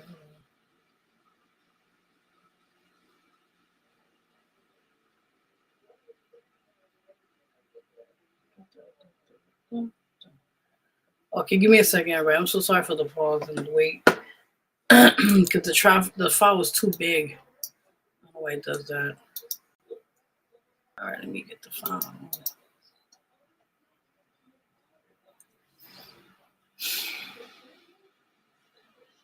All right, give me one second, everybody. Hold on.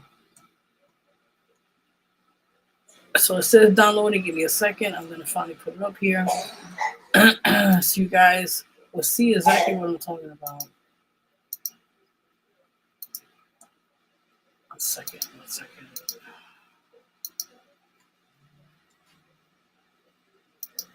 Again, thank you for the reliable source who sent me this, because I heard about this meeting. I didn't unfortunately get a chance to go, but yeah, this is something serious of a matter. So let me see what I could do here. Hold on.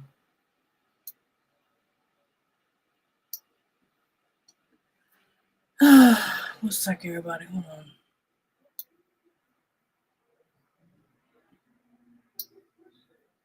Man, what's going on here? Oh, my bad. I'm like, why it didn't go? It's we call this shit. Oh my god, forgive me. I thought it was a picture. I'm like, what? The whole time, the whole picture. Well, I'm actually on there. Let me do that too now. Hold on. Because I got to send you guys exactly what I was talking about so you understand more of the concept. Yeah, this is crazy. All right, so it's uploading right now. Forgive me for the being patient with me, guys. Thank you so much. Oh my god.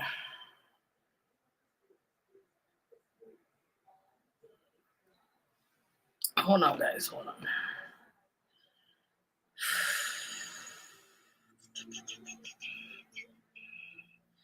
I'm going to also send you guys the photo, what I saw, so you guys could see firsthand what I'm talking about. Because this is real life stuff going happening right now.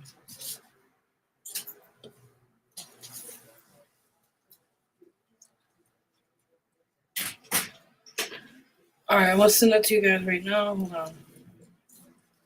So you guys can see exactly what I'm talking about while I'm uploading this right now.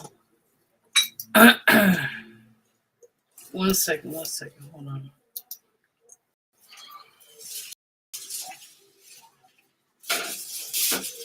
One second. Oh, I'm going to send you guys the photo so you guys can see exactly what I'm talking about. Again, people, thank you for being patient with me. Sorry, my eyes are acting a little bit. I'm tired.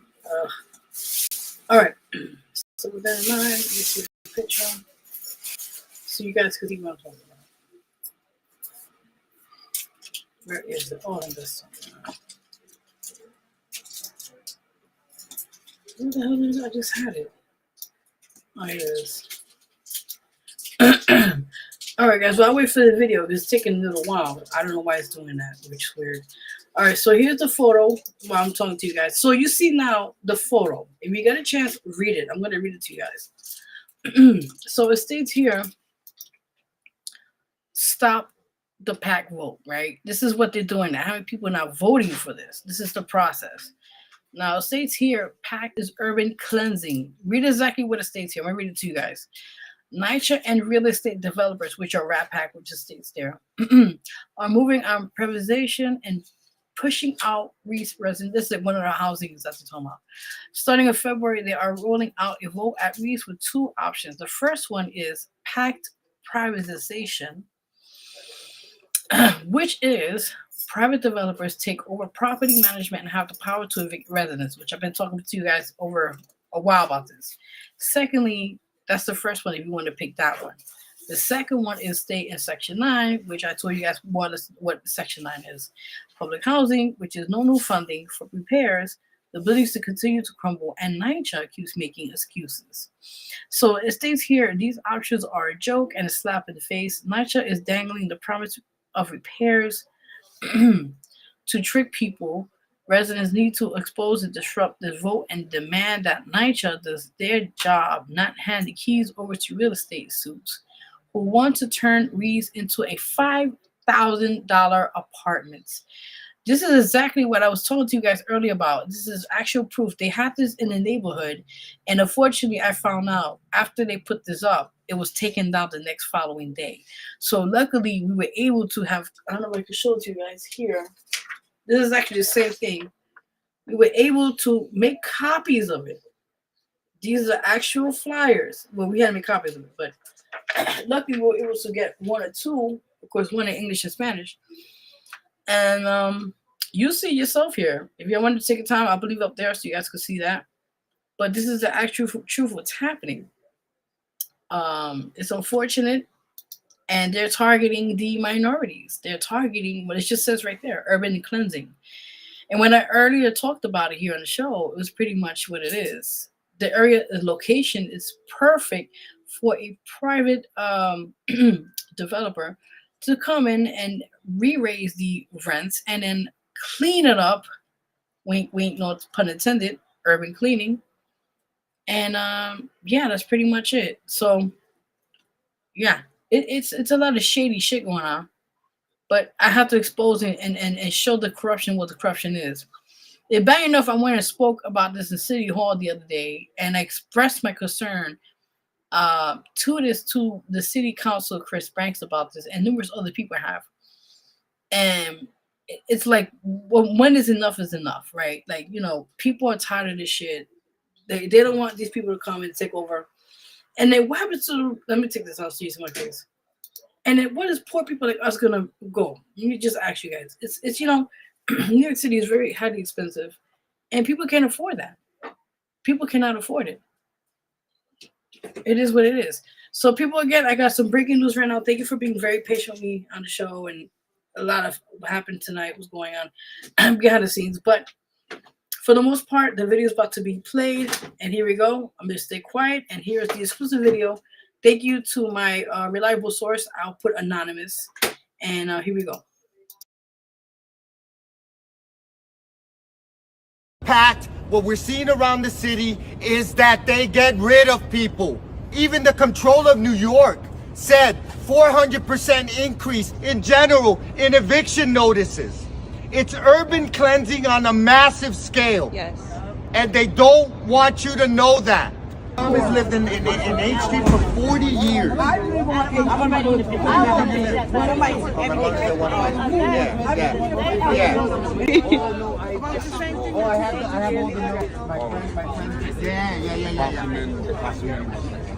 Yeah. They said people had to qualify for their apartments. They were showing us all these, you know how it goes, showing us all these models about how it's gonna look, how it should be, try to scare people with bricks are falling down now, you deserve this, you deserve that. Yeah. A tenant literally said, we pay rent, where's the rent going? Where's the rent going? And of course, in true NYCHA fashion, the police were called in to throw her out. The message was BS, beyond BS. The pictures didn't include nothing that looked like anybody from around here. Somebody also spoke about the displacement, and they lied about people getting kicked out, and we also told them that we know that they're lying about that because we know about certain projects where people have been kicked out. We're done being nice. They don't hear us out. The young man there, you gotta understand, he's in Lower East Side, so you gotta know that we don't speak like y'all. Yeah. Everything is You're getting disrespectful. You're getting too loud. No, he has the right to say what we have to say. He's being disrespectful. He's the one making the problem because we're expressing ourselves. That's what I'm saying. They gotta know how to talk to us. Start fixing the building, make people happy. That's it. Stop making so much meeting about funds that you're gonna do and all that. Now you're getting the money, not us. When we want something fixed, they don't come. But when they want the rent, they knocking on people's door like they want to knock our doors down. Like they run a crib. No. Exactly. The same way we can go to your office and disrespect, you don't come to us and disrespect our crib. We pay rent here. I was born and raised in these projects and I still live there. They don't want to tell the truth about evicting people. You residents did not cause these issues. NYCRA did. And now they're trying to bring a private realtor in to fix it. What we're seeing around the city is they're selling you a sham. We do the work on the ground all over the city. And we've been to where they privatize. And they've been evicting people like crazy or giving them notices or harassing them. Cameras everywhere. So know before you vote. We're tired of the same thing. There's nothing being done about the interior of the place. Everything inside is broken up. I voted 9, Section 9, to stay how it is because there are too many poor. So you guys saw the video. I'm sorry the way that it kind of looked, but this is actual. Thank you for my reliable source, Anonymous, for sending me this. And this happened just past Thursday or so at the school facility not far from here. And these are some of the tenants that are pissed off at what I told you about Pack 9, Rack Pack or something. And what they're trying to disguise as one thing, but what they're really trying to do is basically evict all the minorities. And as it is what it is. So I'm very privileged to have this platform and expose these crooks, expose these pieces of shit, Rat Pack, and what their true initiative is. And I also exposed them on the magazine, which is the Vero G Spotlight magazine, is out now. Go cop that. That's the March issue out now. Excuse me. And you could get it. It's available at www.magcloud.com. Print and digital both available. So listen, spread the word, people. I cannot express how much this is very painful, not for only myself, but for other people. You see them right there in the video itself. It's proof. I don't know how much more proof you need, people. Listen, this is happening real life time. So with that in mind, please be aware of, if you hear about this or you know about this, spread the word, tell people about this. And I hope something hopefully gets out of this soon. And, people don't have to suffer or fear of losing their homes due to this unfortunate situation right now. That's a very dire situation as we speak. What's happening. So with that said, I thank you guys for tuning in today. I know we overextended a little bit, but thank you so much for tuning in at the Vero G Spotlight Radio Show here with your girl Vero G, and thank you again so much for being just being there and supporting the show. Also, again, guys, thank you for our amazing guest for tonight, the CEO of Exquisite PR firm, Nicole M. Jordon. Thank you so much for coming on and telling your amazing testimony and what you're doing, and continue on to great more things to come. Prior to that, we'll be having next week a few guests on here as well, artists, and we may have a special surprise guest on here too. I don't want to ruin the surprise, but stay tuned when I'll update you guys on my social media. All that said and done. And this video I just put up now on here, I will be putting up on my social media. I don't play. This is something that is livelihood in people's homes, and people are not entitled to just take people's what they have to just be greed. So this is all but corruption, and it's out there. And we're exposing these motherfuckers, man. So you already know. All right, guys, signing out your girl, Vero G. You guys can follow me on Instagram, which is @officialVeroG. You have me on Facebook. You know where to find me. God bless you all. Have a great night. Thank you for tuning in. Many more blessings to come. And all that said and done. And just wish you all a great night and a great week as well. And tune in. Hopefully we'll be in this Wednesday, I think, at WPAT 9:30 a.m. We may have a few people there. I don't know how to confirm everything. But with that in mind, go vote for your girl Vero G, guys, for the song Scars. It's each and every week for the R&B category at www.ldmradio.com. All right, guys, I'm out of here signing out. You know how we do in the show. God bless you all. Have a great night. See ya. Hey, what's up? It's your girl Vero G, and you're watching right now the Vero G Spotlight Radio Show. Tune in on YouTube, Facebook Live, and on Twitch. Check out all these amazing episodes and so much more. Tune in to check each and every Sundays at 8 p.m. Eastern Time. And definitely check out all the episodes on my YouTube channel at Vero G Spotlight Network. Follow and subscribe. I will follow right back. So definitely go check out the channel if you want to support. Appreciate it. Much love.